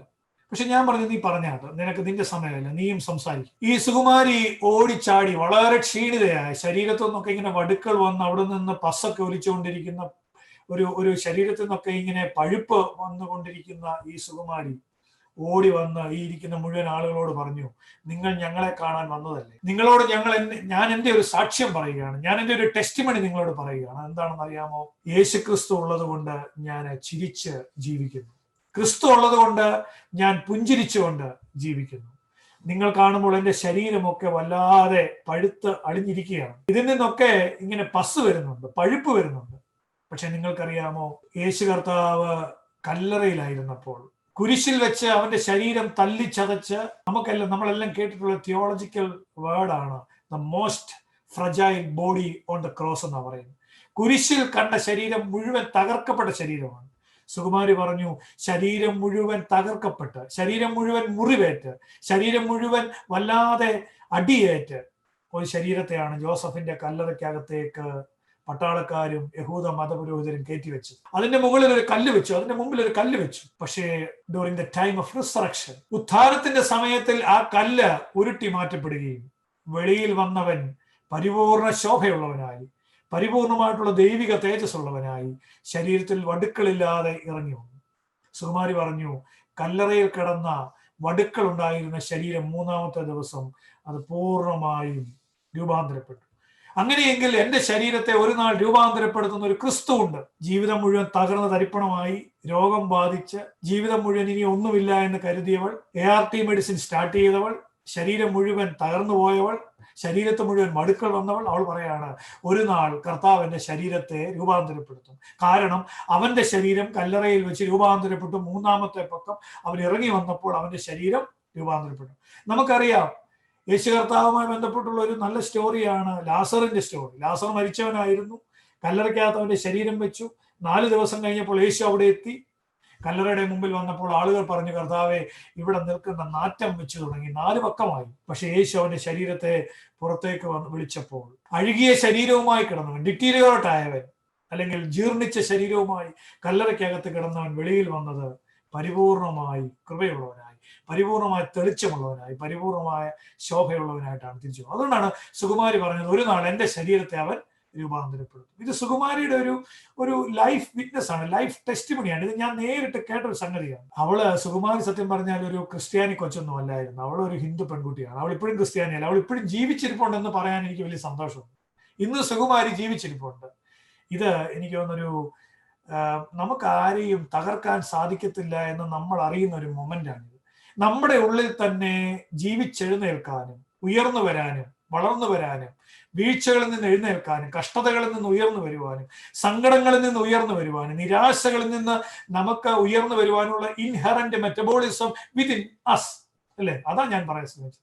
നമ്മുടെ ഉള്ളിൽ തന്നെ ഇതിൽ നിന്നൊക്കെ ഉയർന്നു വരാനുള്ള ഒരു കപ്പാസിറ്റി ഉണ്ട്. പക്ഷേ പലപ്പോഴും ഇത് കണ്ടെത്തുവാനുള്ള ഒരു താല്പര്യമില്ലായ്മ, ഇത് കണ്ടെത്തുവാൻ നമുക്ക് കഴിയുന്നില്ല എന്നുള്ളിടത്താണ് ചിലപ്പോഴെങ്കിലും ജാക്ക് പറഞ്ഞതുപോലെ ഈ ഡിപ്രഷൻ, ആങ്സൈറ്റി, ഡെസ്പയർ എന്നൊക്കെ പറയുന്ന ഒരുപക്ഷെ ഒരു ബിബ്ലിക്കൽ അണ്ടർസ്റ്റാൻഡിങ് ഓഫ് റൈസിങ്, എഴുന്നേൽക്കുക എന്നുള്ളത് ഒരു ബിബ്ലിക്കൽ അണ്ടർസ്റ്റാൻഡിങ്ങിൽ എപ്പോഴും ഉള്ള സംഗതിയാണ്. ബൈബിൾ പുതിയ നിയമമൊക്കെ വായിച്ചാൽ പഴയ നിയമം വായിച്ചാൽ വേദപുസ്തകം മുഴുവൻ കിടക്കുന്ന ശക്തിയെന്ന് അതാണ്, നീ വീണു പോയവനാണെങ്കിൽ നീ എഴുന്നേൽക്കണം, നിനക്ക് കഷ്ടത ഉണ്ടെങ്കിൽ നീ എഴുന്നേൽക്കണം. ഞാൻ ഇന്ന് എടുത്ത ടെക്സ്റ്റ് ഞാൻ അതെല്ലാം പ്രസംഗിക്കാനായിട്ട് ഉദ്ദേശിക്കുന്നില്ല. അതിനകത്ത് 1-2 കാര്യങ്ങൾ പറഞ്ഞ് ഞാൻ അവസാനിപ്പിക്കാം, കാരണം സമയം പോകുന്നുണ്ട്, മറ്റു 2 പേർക്ക് കൂടെ പ്രസംഗിക്കേണ്ടതുകൊണ്ട്. അതുകൊണ്ട് ഈ ഒരു പാൻഡമിക്കിന്റെ ഈ ഒരു പാൻഡമിക്കിന്റെ ഔട്ട് ബ്രേക്കിൽ നിൽക്കുന്ന ലോകരാജ്യങ്ങളും നമ്മളുമൊക്കെ നിൽക്കുമ്പോൾ how we can maintain a spirituality of rising, നമുക്ക് എങ്ങനെയാണ് ഈ എഴുന്നേൽക്കാനുള്ള ഒരു സ്പിരിച്വാലിറ്റി ഉണ്ടാക്കിയെടുക്കുക? വീണുപോയവരിൽ നിന്ന്, നിരാശ ബാധിച്ചവരിൽ നിന്ന്, സങ്കടങ്ങളിൽ ജീവിക്കുന്നവർ, പ്രയാസങ്ങളിൽ ജീവിക്കുന്നവർ, ഹൗ വി ക്യാൻ റൈസ്, നമുക്ക് എങ്ങനെയാണ് എഴുന്നേൽക്കാൻ കഴിയുന്നത്? അത് വേദപുസ്തകത്തിൽ ഒരുപാട് സംഭവങ്ങളിലൂടെ നമുക്ക് കാണാനായിട്ട് സാധിക്കും. കൃത്യമായി ഞാൻ ഇന്ന് അത് പറയാനാണ് ഉദ്ദേശിച്ചത്. നമുക്കറിയാം ഈ ലൂക്കോസ് എഴുതിയ സുവിശേഷം 10-ാം അധ്യായം അതിന്റെ 46 മുതൽ 52 വരെയുള്ള വാക്യങ്ങൾ. സമയം പോയതുകൊണ്ട് ഞാനിത് വായിക്കുന്നത്, നിങ്ങൾ തന്നെ ഭവനങ്ങളിൽ ഇരുന്നത് വായിച്ചാൽ മതി. ഞാനിപ്പോൾ അതിൽ നിന്ന് 1-2 കാര്യങ്ങൾ പറഞ്ഞ് ഞാൻ അവസാനിപ്പിക്കും. Gospel according to Saint Mark chapter 10 verses 46-52. Bartimaeus എന്ന് പറയുന്ന, തിമായിയുടെ മകനായ ബർത്തിമായി എന്ന് പറയുന്ന അന്ധനായ, ബ്ലൈൻഡായ ഒരു മനുഷ്യനെ കുറിച്ചാണ് ആ ഭാഗത്ത് പറയുന്നത്. വേദപുസ്തകത്തിൽ നമ്മൾ പരിശോധിക്കുമ്പോൾ ഇങ്ങനെ വീണുപോയവർ, സങ്കടങ്ങളിൽ ജീവിച്ചവർ, പ്രയാസങ്ങളിൽ ജീവിച്ചവർ, നിരാശയിൽ ജീവിച്ചവർ, ഇനിയും ലോകത്തിൽ എന്റെ മുമ്പിൽ ഒന്നുമില്ല, ഇനി ഞാൻ ചത്തുകളയും എന്ന് പ്രതീക്ഷിച്ച് ജീവിച്ചിരുന്നവരൊക്കെ ചാടി എഴുന്നേൽക്കുന്ന ചരിത്രമാണ് വേദപുസ്തകത്തിന്റെ ചരിത്രം. അതുകൊണ്ട് ആങ്സൈറ്റി വന്നാൽ, ഡിപ്രഷൻ വന്നാൽ, ഡെസ്പയർ വന്നാൽ, ഡിസപ്പോയിന്റ്മെന്റ് വന്നാൽ അതിൽ നിന്ന് എഴുന്നേൽക്കാൻ മെഡിക്കൽ സയൻസിനും മറ്റു വിധങ്ങളായിട്ടുള്ള കാറ്റഗറീസിനും ഒക്കെ ഒരുപാട് മറുപടികൾ കാണും. എന്നാൽ അതിനോടൊപ്പം ചേർത്ത് വെക്കേണ്ട ഏറ്റവും ശക്തമായി, ഈ കാലത്ത് ഏറ്റവും ശക്തമായി ചേർത്ത് വെക്കേണ്ട ഒരു സംഗതിയാണ് Bible and faith in Jesus. ഈ ബൈബിളിനെ ഞാൻ ചേർത്ത് പിടിക്കാനും യേശു കർത്താവിനോടുള്ള വിശ്വാസത്തിൽ ഞാൻ ചേർന്ന് നിൽക്കുവാനും കഴിയുമ്പോൾ മാത്രമേ എനിക്ക് വേറെ എന്തെല്ലാം സംഗതികൾ ജീവിതത്തിൽ ഉണ്ടായാലും എനിക്ക് എഴുന്നേൽക്കുവാനായിട്ട് സാധിക്കത്തുള്ളൂ എന്നുള്ളത് ലോകം ഇന്ന് തെളിയിച്ചുകൊണ്ടിരിക്കുന്ന സംഗതിയാണ്. അതുകൊണ്ട് നിങ്ങൾ എന്നോട് അച്ഛാ അതിനുള്ള പോസിബിലിറ്റി എവിടെയാണ്, അതിനുള്ള ടെക്സ്റ്റ് എവിടെയാണ്, അതിനുള്ള പോർഷൻ എവിടെയാണ്? വേദപുസ്തകം മുഴുവൻ എഴുന്നേറ്റവരുടെ ചരിത്രമാണ്. അതുകൊണ്ട് ഞാനൊരു ഒരാളെ മാത്രമാണ് ഇപ്പൊ ഇവിടെ പറഞ്ഞത്. ബർത്തിമായി വന്ന് എരിഹോ എന്ന് പറയുന്ന സ്ഥലത്ത് റോഡരികിൽ ഇരുന്നു എന്നാണ് പറയുന്നത്. ഒരു ബെഗറിന് ആ റോഡിൽ വന്നിരിക്കാൻ സ്വാതന്ത്ര്യം പോലും ഇല്ലാത്തൊരു സമയത്ത്, അതുപോലെയുള്ള ഡിസ്ക്രിമിനേഷനും അതുപോലെയുള്ള ക്ലാസിൻ്റെതായിട്ടുള്ള വർഗീകരണമൊക്കെ നടക്കുന്ന ഒരു കാലത്ത് ഒരു ബെഗറിന് ആ റോഡിൽ വന്നിരിക്കാൻ പോലും ഒരു അർഹത ഉണ്ടോ എന്ന് നമുക്ക് സംശയമാണ്. കാരണം അങ്ങനെ ഒരു കമ്മ്യൂണിറ്റിയാണ് പലസ്തീനിയൻ കമ്മ്യൂണിറ്റി. അങ്ങനെ ഒരു കമ്മ്യൂണിറ്റി ആയിരുന്നു എപ്പോഴും നമ്മൾ വേദപുസ്തകത്തിൽ കാണുന്നു. എന്നാൽ അവൻ വന്ന് റോഡരികിൽ ഇരുന്നു എന്ന് പറഞ്ഞാൽ അവൻ എഴുന്നേൽക്കണമെന്ന് അവൻ തന്നെ ആഗ്രഹിക്കുകയാണ്. പിന്നെ അവനെ കുറിച്ച് പറയുന്നത്, അവൻ പറഞ്ഞു, ദാവീദ് പുത്ര, son of God, son of David, have mercy on me, എന്റെ മേൽ നീ കരുണ ചെയ്യണമേ എന്ന് പറയുമ്പോൾ the whole crowd silenced him. അവനോട് എല്ലാവരും പറഞ്ഞു, നീ മിണ്ടരുത്, നിനക്ക് മിണ്ടാൻ അവകാശമില്ല, നീ ഒരു കണ്ണുപൊട്ടനാണ്, മാത്രമല്ല നീ ഒരു ബെഗറുമാണ്. നിന്നെ സംബന്ധിച്ചിടത്തോളം ഈ കമ്മ്യൂണിറ്റിയിൽ ഈ റോഡിൽ വന്ന് ഇരിക്കാനുള്ള സ്വാതന്ത്ര്യം നിനക്കില്ല, മാത്രമല്ല നീ ഇരുന്നത് പോട്ടെ, നിനക്ക് മിണ്ടാനുള്ള അവകാശമില്ല. കടന്നു പോകുന്നത് ദാവീദ് പുത്രനാണ്, കടന്നു പോകുന്നത് മെസ്സയാണ്. ദ കമ്മ്യൂണിറ്റി ഓഫ് ഡിസൈപ്പിൾസ്, യേശുവിനോടൊപ്പം നടന്ന ശിഷ്യന്മാർ പോലും പറയുകയാണ്, യു ബി സൈലന്റ്, നീ മിണ്ടാതിരിക്കണം എന്ന് പറയും. പക്ഷേ അവൻ പറഞ്ഞു, no, because of my faith in Jesus, യേശുവിലുള്ള എന്റെ വിശ്വാസം കൊണ്ട് ഞാൻ മിണ്ടും, എനിക്ക് അവനെ കണ്ടേ പറ്റൂ എന്ന് പറയുന്ന ഒരു മനുഷ്യനെ നമുക്ക് അറിയാം. സുകുമാരി പറഞ്ഞതിനകത്ത് എന്താണ് തെറ്റ്? ഇതിനെ ഒന്ന് പാരഫ്രൈസ് ചെയ്യുമ്പോൾ ഒരു ഇന്റർ ടെക്സ്റ്റൽ റീഡിംഗ് നടത്തിയാൽ ഈ ടെക്സ്റ്റും സുകുമാരിയുടെ ടെക്സ്റ്റും ഒന്ന് തന്നെയല്ലേ? അവളുടെ ജീവിതത്തിന്റെ ടെക്സ്റ്റും ഈ ബൈബിളിൽ പറഞ്ഞ ഭർത്തിമായുടെ ടെക്സ്റ്റും ഒന്ന് തന്നെയല്ലേ? സുകുമാരി പറഞ്ഞു, 3-ാം നാൾ ഉയർത്തെഴുന്നേറ്റവന്റെ ശരീരത്തിൽ വടുക്കളില്ലായിരുന്നുവെങ്കിൽ എന്റെ ശരീരത്തെ അവൻ രൂപാന്തരപ്പെടുത്തും. I have an inner capacity to rise. എന്റെ ഉള്ളിൽ തന്നെ കുമിഞ്ഞുകൂടി കിടക്കുന്ന, എന്റെ ഉള്ളിൽ തന്നെ നിക്ഷിപ്തമായിരിക്കുന്ന, എന്റെ ഉള്ളിൽ ദൈവം തന്നിരിക്കുന്ന എഴുന്നേൽക്കാനുള്ള ശക്തിയെ, കരുത്തിനെ, ആത്മവിശ്വാസത്തെ, ദൃഢതയെ ഞാൻ തന്നെ പരിപോഷിപ്പിക്കുകയാണ്. ഞാൻ എഴുന്നേൽക്കും, ഞാൻ വീണു പോകത്തില്ല. കാരണം I have an inner capacity to rise. എഴുന്നേൽക്കാനുള്ള ഇന്നർ കപ്പാസിറ്റി എൻ്റെ ഉള്ളിൽ ദൈവം ഇൻവെസ്റ്റ് ചെയ്തിട്ടുണ്ട്. അതിനെ ഞാൻ കണ്ടെത്തണം.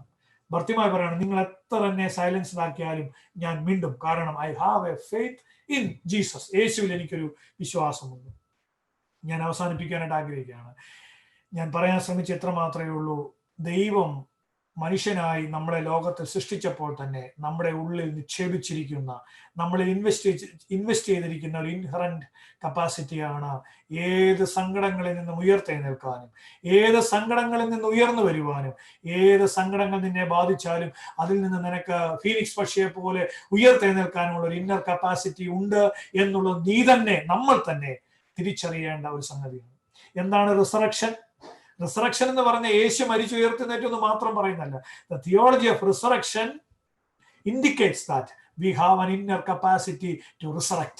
നമുക്ക് ഏത് സങ്കടങ്ങളിൽ നിന്നും ഉയർത്തെഴുന്നേൽക്കാനുള്ള വലിയ കപ്പാസിറ്റി ഉണ്ട്, ഒരു ഇന്നർ മെറ്റബോളിസം ഉണ്ട് എന്ന് നമ്മൾ തന്നെ പറയുന്ന ഒരു സംഗതിയാണ്. അതുകൊണ്ട് ഇതിനെ നമ്മളൊന്ന് പ്രബലപ്പെടുത്തുക, ഇതിനെ നമ്മളൊന്ന് വളർത്തിയെടുക്കുക. അതിനെന്ത് വേണം? ബൈബിൾ നമ്മളോടൊപ്പം വേണം. എന്ത് വേണം? The faith in Jesus. യേശുവിലുള്ള വിശ്വാസം എനിക്ക് വേണം. ഇതൊക്കെ ഉണ്ടെങ്കിൽ മാത്രമേ നമുക്ക് ഇതിൽ നിന്ന് ഉയർന്നു വരുവാൻ സാധിക്കും. അപ്പൊ നിങ്ങൾ വേണേ എന്നോട് ചോദിക്കുക, ഇത് രണ്ടും ഉണ്ടെങ്കിൽ എനിക്ക് ഡിപ്രഷൻ വരത്തില്ല എന്നല്ല ഞാൻ പറഞ്ഞത്. ഇങ്ങനെ ഏത് സങ്കടങ്ങൾ വന്നാലും, ഏത് നിരാശകൾ വന്നാലും, ഏത് പ്രതികൂലങ്ങൾ വന്നാലും നമുക്ക് നമ്മുടെ ഒരു സ്പിരിച്വാലിറ്റിയുടെ ബേസിൽ അതിൽ നിന്ന് ഉയരാനുള്ള വലിയ ശക്തിയുണ്ട് എന്നുള്ളതിന് യാതൊരു സംശയമില്ല. അങ്ങനെ പറഞ്ഞ് ജനറലായിട്ട് പറഞ്ഞ് ഞാൻ നിർത്തുകയല്ല. അടുത്ത എൻ്റെ ടോക്കിൽ ഞാൻ പറയാൻ ശ്രമിക്കുന്നത്, നമുക്ക് കുറച്ചുകൂടെ, ഇപ്പൊ ഇന്ന് ജനറലായിട്ട് ഞാൻ പറഞ്ഞു നമുക്ക് ഉയർന്നു വരാനുള്ള ശക്തിയുണ്ട്. എന്നാൽ അടുത്ത ആഴ്ചകളിലേക്ക് വരുമ്പോൾ എന്താണ് പർട്ടിക്കുലറായിട്ട് നമ്മുടെ ഒരു അണ്ടർസ്റ്റാൻഡിങ്, ഒരു കോൺഷ്യസ്നെസ്, എന്ത് തരത്തിലുള്ള വേൾഡ് വ്യൂവിനെയാണ് നമ്മൾ നമ്മുടെ ബോധങ്ങളിൽ സെറ്റ് ചെയ്യേണ്ടതോടെ പറയാനായിട്ട് ഞാൻ ആഗ്രഹിക്കുന്നുണ്ട്. ഇന്ന് ഞാൻ പറയാൻ ശ്രമിച്ചത്, ബൈബിളിനോടൊപ്പം യേശുക്രിസ്തുവിലുള്ള വിശ്വാസം കൊണ്ട് എനിക്ക് മിണ്ടുവാൻ കഴിയും, എനിക്ക് ഉയർന്നു വരുവാൻ സാധിക്കും, എനിക്ക് തെളിഞ്ഞു വരുവാൻ സാധിക്കും, എനിക്ക് ഉയർത്തെഴുന്നേൽക്കാൻ സാധിക്കും എന്നുള്ളത് ബൈബിളിന്റെ ഏറ്റവും ശക്തമായ കണ്ടന്റാണ്, ബൈബിളിന്റെ ശക്തമായ പ്രമേയമാണ്. അത് നമ്മുടെ സ്വജീവിതത്തിൽ പ്രാക്ടീസ് ചെയ്യുവാൻ, ഉയർന്നു വരുവാൻ, ജീവിച്ചെഴുന്നേൽക്കുവാൻ, വളർന്നു വരുവാൻ ദൈവത്തിന്റെ പരിശുദ്ധാത്മാ നമ്മളെ സഹായിക്കട്ടെ എന്ന് പ്രാർത്ഥിച്ചുകൊണ്ട് ഞാൻ ഈ സെഷൻ അവസാനിപ്പിക്കുന്നു. ദൈവം നമ്മളെല്ലാവരെയും അനുഗ്രഹിക്കട്ടെ. Thank you, Achan, for reminding us once again. ഈ ബൈബിളിനകത്ത് ഞങ്ങളെ ഇമ്പോർട്ടൻ്റ് ആയിട്ടുള്ള സ്റ്റോറീസ്, എസ്പെഷ്യലി ഇന്നത്തെ തീമുമായിട്ട് റിലേറ്റഡ് ആയിട്ട്, ഇന്നത്തെ തീമുമായിട്ട് ഡിപ്രഷൻ, oftentimes even നമ്മൾ കേട്ടിട്ടുണ്ട് ബൈബിളിനകത്ത് പറയും, ബൈബിൾ ചർച്ച് ടീച്ചിങ്ങിനകത്ത് പറയും ചിലപ്പം to be without hopelessness or നിരാശ എന്ന് പറയുന്നത് തന്നെ it's kind of ഒരു sin ആണോ? We're not living up to the ideals that we should be strong in our difficulties or strong in our faith, or not to always be succumbing to depression and being hopeless or in despair, nirashakata. And I think അതിനകത്ത് ഒത്തിരി correlation ഉണ്ട്. കാരണം sin എന്നുള്ള word നമ്മൾ usually we connect it to theology, with religion, with church, and with Christianity, with the teachings in Christianity. But archery എന്ന് പറയുന്ന സ്പോർട്ടിനകത്ത് archery, they have a terminology in archery, which is, I think, where the term sin comes from, which means not doing something forbidden, but it actually means missing the mark. So I think it correlates with what we've seen in the Bible, where even the Adam and Eve, the first sin was they did something they were not instructed to do. But so we often think that sin means that we're doing something that's forbidden, but in reality, something is forbidden, because when we do it, we're missing the mark of being our best version of ourselves. So I think keeping that in mind, I think there's a lot of reminders and concepts in the Bible that remind us that a lot of what we suffer sometimes is because we subconsciously or consciously, we're cognizant of the fact that we're missing the mark in our life. We're not being the best positive version of ourselves that we can be. And so I think sometimes we lose sight of that underlying themes. And thank you, Achan, for reminding us of that important concept. So I would like to invite our second speaker for today, Dr. Baiju Palika Warid. He's currently an assistant professor at the School of Social Work in the Faculty of Health and Community Studies at McEwan University in Edmonton. And before he migrated to Canada 8 years ago, Baiju uncle was assistant professor of social work at Sri Shankar Acharya University of Sanskrit in Kaladi. And as you know, Achan mentioned earlier, he has a PhD in social work and MSW as well as LLB. And he's also an elected member of Alberta's College of Social Workers since 2018. And so it's with great pleasure that I invite our next speaker for today, Dr. Baiju P. Warid. നമസ്കാരം. ബഹുമാനപ്പെട്ട parish priest, parish vicar Father Jibin, പരിപാടിയുടെ coordinate ചെയ്യുന്ന Shri Jack, Shri Prakash, ഇന്നത്തെ മറ്റു പ്രാസംഗികരായിട്ടുള്ള Shri Cheriyan Thomas, Father Moncy, Shri Jack എന്നെ പരിചയപ്പെടുത്തിയ നല്ല വാക്ക് നന്ദി. ശ്രീ ജാക്ക് വളരെ മനോഹരമായിട്ട് തുടക്കത്തിൽ തന്നെ ഇന്നത്തെ വിഷയത്തിന്റെ ഒരു അവതരണം നടത്തുകയുണ്ടായി. നമ്മുടെ ഇപ്പോഴത്തെ പശ്ചാത്തലത്തിലുള്ള മാനസികാരോഗ്യത്തെക്കുറിച്ചിട്ടും ലോക മാനസിക ആരോഗ്യ ദിനമായിരുന്നു ഇന്നലെ. അതുപോലെ തന്നെ കൂടി വരുന്ന ആത്മഹത്യയെക്കുറിച്ചൊക്കെ അദ്ദേഹം വളരെ ഭംഗിയായിട്ട് സംസാരിച്ചു. ഫാദർ മോൻസി അതിനുശേഷം ഒരു ക്രൈസ്തവ പശ്ചാത്തലത്തിൽ എങ്ങനെയാണ് നമുക്ക് വിശ്വാസവും പ്രതീക്ഷയും നിലനിർത്താൻ സാധിക്കുന്നതിനെ കുറിച്ച് വളരെ മനോഹരമായിട്ട് സംസാരിച്ചു. ഞാൻ ഒരു ബ്ലിസ്ഫുൾ ലൈഫിന്റെ കോണ്ടെക്സ്റ്റിൽ സംസാരിക്കാനാണ് ഞാൻ ആഗ്രഹിക്കുന്നത്. ഇതൊരു സോഷ്യൽ വർക്ക് എന്നുള്ളൊരു കോണ്ടെക്സ്റ്റിനേക്കാൾ ഉപരിയായിട്ട് ജീവിതത്തിന്റെ മൊത്തത്തിലുള്ള കാഴ്ചപ്പാടുകളെ നോക്കി കാണാനായിട്ടുള്ള ഒരു ശ്രമമാണ് ഞാൻ നടത്തുക. എൻ്റെ ചിന്തകളൊന്ന് ക്രോഡീകരിക്കാനായിട്ട് ഞാനൊരു ചെറിയ സ്ലൈഡ് പ്രസന്റേഷൻ ഉണ്ട്. ബ്ലിസ്ഫുൾ ലൈഫ്, സന്തോഷപ്രദവും ആനന്ദപ്രദവും പ്രതീക്ഷാനിർഭരവുമായിട്ടുള്ള ഒരു ജീവിതത്തിന്റെ കുറേ ചിന്തകളാണത്.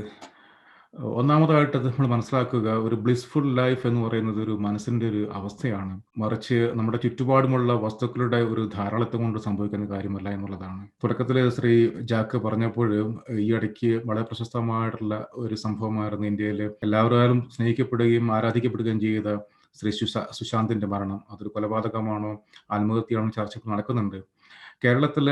ഇന്ത്യയിൽ തന്നെ ഏറ്റവും കൂടുതൽ ആത്മഹത്യ നടക്കുന്ന സംസ്ഥാനം കേരളമാണ്.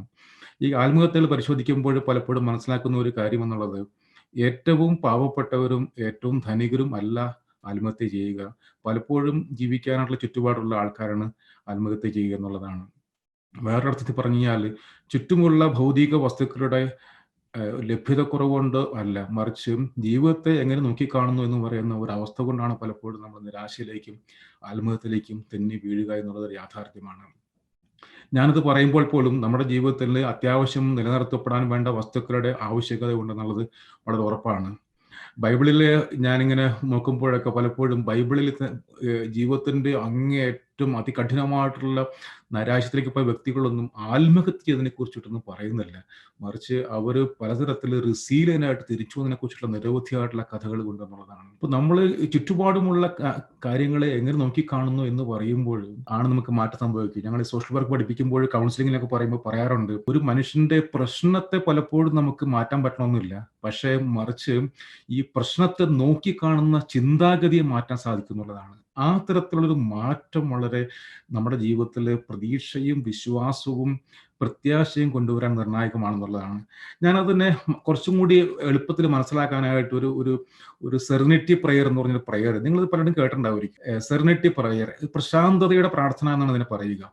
ഇതിന്റെ ഇംഗ്ലീഷ് വേർഷനിൽ വായിക്കുമ്പോൾ, O God grant me the serenity to accept the things I cannot change, the courage to change things I can, and wisdom to know the difference.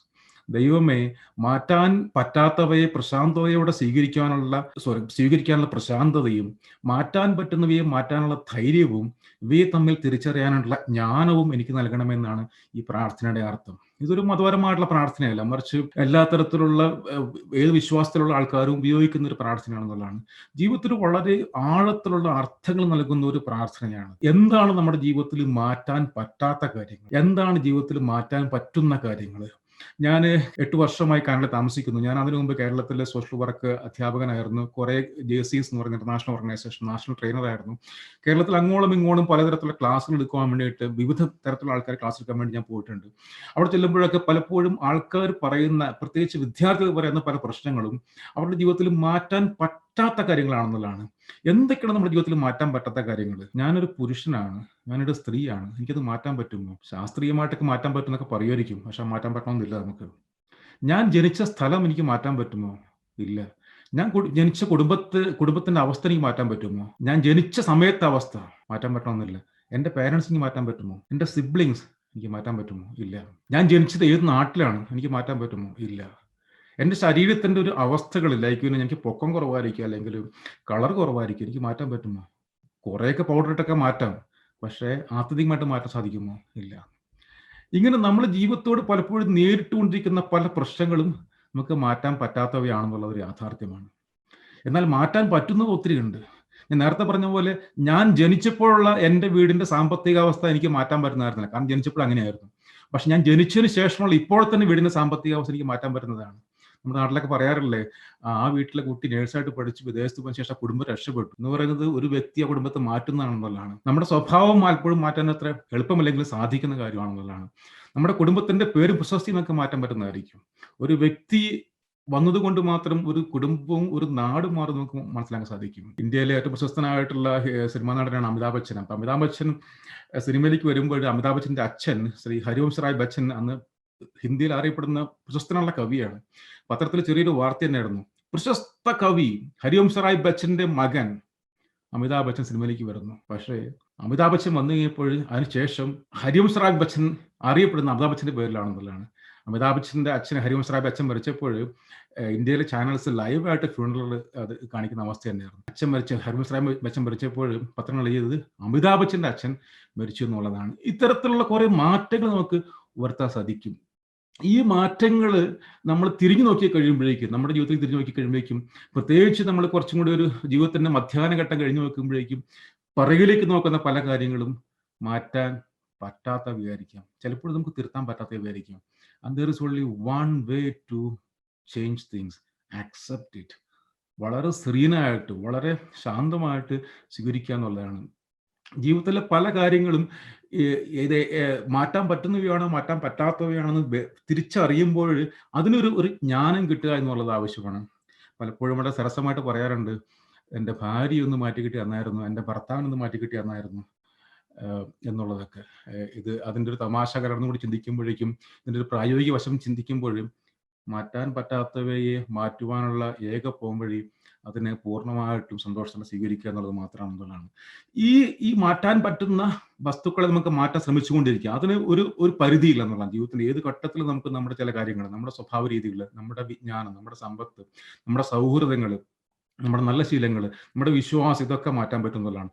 പക്ഷെ പലപ്പോഴും പഴയകാലത്തെ കാര്യങ്ങൾ, എൻ്റെ ജീവിതത്തിന്റെ ഇതുവരെ ആക്കിയ കാര്യങ്ങൾ പലപ്പോഴും മാറ്റാൻ പറ്റണമെന്നില്ല. ഈ തിരിച്ചറിവ് വളരെ നന്നായിരിക്കും എന്നുള്ളതാണ്. ലോകത്ത് ഒത്തിരി പ്രശസ്തരായ ടെന്നീസ് താരങ്ങൾ ഉണ്ടായിട്ടുണ്ട്. ഇപ്പൊ ഞാൻ ഇതിനകത്ത് കാണിച്ചുള്ള പടം എന്നുള്ളത് അമേരിക്കൻ പ്രശസ്തനായിട്ടുള്ള ഒരു കളിക്കാരനായിരുന്ന ആർതർ ആഷാണ്.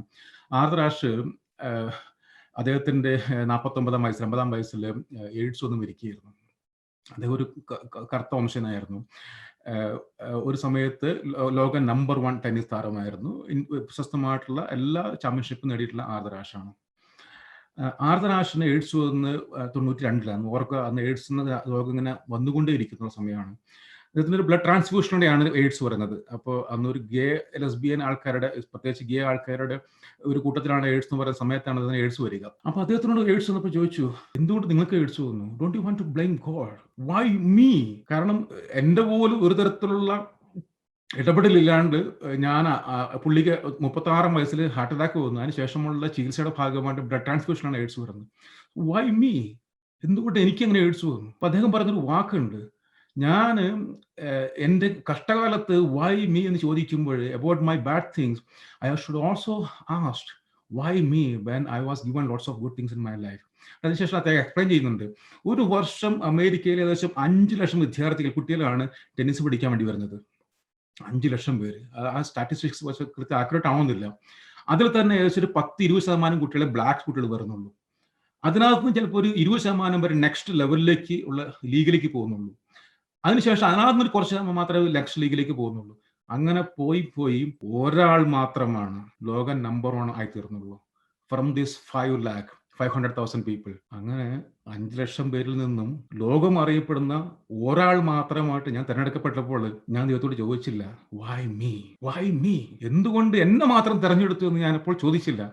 അതുകൊണ്ട് എയ്ഡ്സ് വന്നപ്പോഴും ഞാൻ ചോദിക്കാൻ പോകുന്നില്ല. കാരണം എനിക്ക് അതുപോലെ ഞാനുണ്ട്, I think about the positive sides in my life, Y me. ഇതിന് വളരെ രസകരമായിട്ടുള്ള സമാന സംഭവങ്ങളുണ്ട്. ഇപ്പോൾ ഞാൻ ശ്രമിക്കുന്ന കുറെ അധികം പേര് US-ലും കാനഡയിലുള്ള ആൾക്കാരെ മനസ്സിലാക്കുകയാണ്, എന്തുകൊണ്ട് ഞാൻ കാനഡയിലെത്തി ഇവിടെ കുറച്ചും കൂടി സുഭിക്ഷമായിട്ട് ജീവിക്കാൻ സാധിക്കുന്നു. Y me. നമ്മൾ ജീവിച്ചപ്പോഴൊക്കെ ഒത്തിരി ആൾക്കാർ ഇവിടേക്ക് വരാൻ വേണ്ടി ശ്രമിച്ചിട്ടുണ്ടാവും. അവരൊന്നും ചിലപ്പോൾ വരാൻ പറ്റിയിട്ടുണ്ടാവില്ല. നമ്മളോടൊപ്പം തന്നെ ഇങ്ങനെ കാനഡയിലെത്താനും അതുപോലെയൊക്കെ ഇമിഗ്രേഷൻ ആഗ്രഹിച്ച ആൾക്കാർക്ക് പലരെത്താൻ പറ്റിയിട്ടുണ്ടാവില്ല. We are here, thank God, because I am here. നമ്മുടെ ഓരോ വിഷമങ്ങൾ സംഭവിക്കുമ്പോഴും നമ്മുടെ ഓരോ കഷ്ടപ്പാട് സംഭവിക്കുമ്പോഴും, ഓ God, why is it to me എന്ന് ചോദിക്കുമ്പോൾ അപ്പുറത്ത് വേറെ ക്വസ്റ്റ്യൻ ഉണ്ട്. I brought you here. And then you can ask me, why me? There are lots of people behind you were queuing up, lining up to come and join, be here. They couldn't, but you are here. That is what. ഞാൻ എന്നെ പരിചയപ്പെടുത്തിയപ്പോഴും പറഞ്ഞു, ഞാൻ കുറേ വർഷം കേരളത്തിൽ അധ്യാപകനായിരുന്നു. അപ്പോൾ ഞാൻ പഠിപ്പിച്ച വിദ്യാർത്ഥികളോടൊക്കെ സംസാരിക്കാറുണ്ട്. അപ്പോൾ കഴിഞ്ഞ ദിവസം ഒരു വിദ്യാർത്ഥി സംസാരിച്ചു. അപ്പോൾ പുള്ളി ബാംഗ്ലൂർ ജോലി ചെയ്യുകയാണ്, ഒരു ലോങ് ടൈം കെയർ ഫെസിലിറ്റി ജോലി ചെയ്യുക. അപ്പോൾ എന്നോട് അദ്ദേഹം പറയുമായിരുന്നു, സാർ ഞാനും കാനഡയ്ക്ക് വരാൻ വേണ്ടി നോക്കിയതാണ്, അതിനുവേണ്ടി കുറേ പൈസ മുടക്കി. ഞാൻ അതിനു മുമ്പ് ഓസ്ട്രേലിയക്ക് നോക്കിയതാണ്. അപ്പോൾ ഓസ്ട്രേലിയക്ക് അദ്ദേഹം വരാൻ നോക്കി. ഓസ്ട്രേലിയക്കുള്ള എല്ലാ പേപ്പറും ശരിയായി. അവസാനം എന്തോ ഒരു വെരിഫിക്കേഷൻ വേണ്ടിയിട്ട് ഓസ്ട്രേലിയൻ്റെ ഗവൺമെൻറ്റിൻ്റെ ഒരു ഫോൺ കോൾ അദ്ദേഹം വർക്ക് ചെയ്ത ഓഫീസിലേക്ക് വന്നു. അപ്പോൾ ഓഫീസിൽ വന്നപ്പോൾ അത് ഇംഗ്ലീഷിലായിരുന്നു ചോദിച്ചത്. അപ്പോൾ ഫോൺ എടുത്ത ആ പർട്ടിക്കുലർ സ്റ്റാഫിന് അത്ര പരിചയമില്ലാത്തതുകൊണ്ട് അത് പ്രോപ്പറായിട്ട് റെസ്പോണ്ട് ചെയ്യാൻ പറ്റിയിട്ടില്ല. ആ ഒരു ഫോൺ കോളിൻ്റെ പേരിൽ അദ്ദേഹത്തിന് ഓസ്ട്രേലിയൻ ഇമിഗ്രേഷൻ നഷ്ടമായി.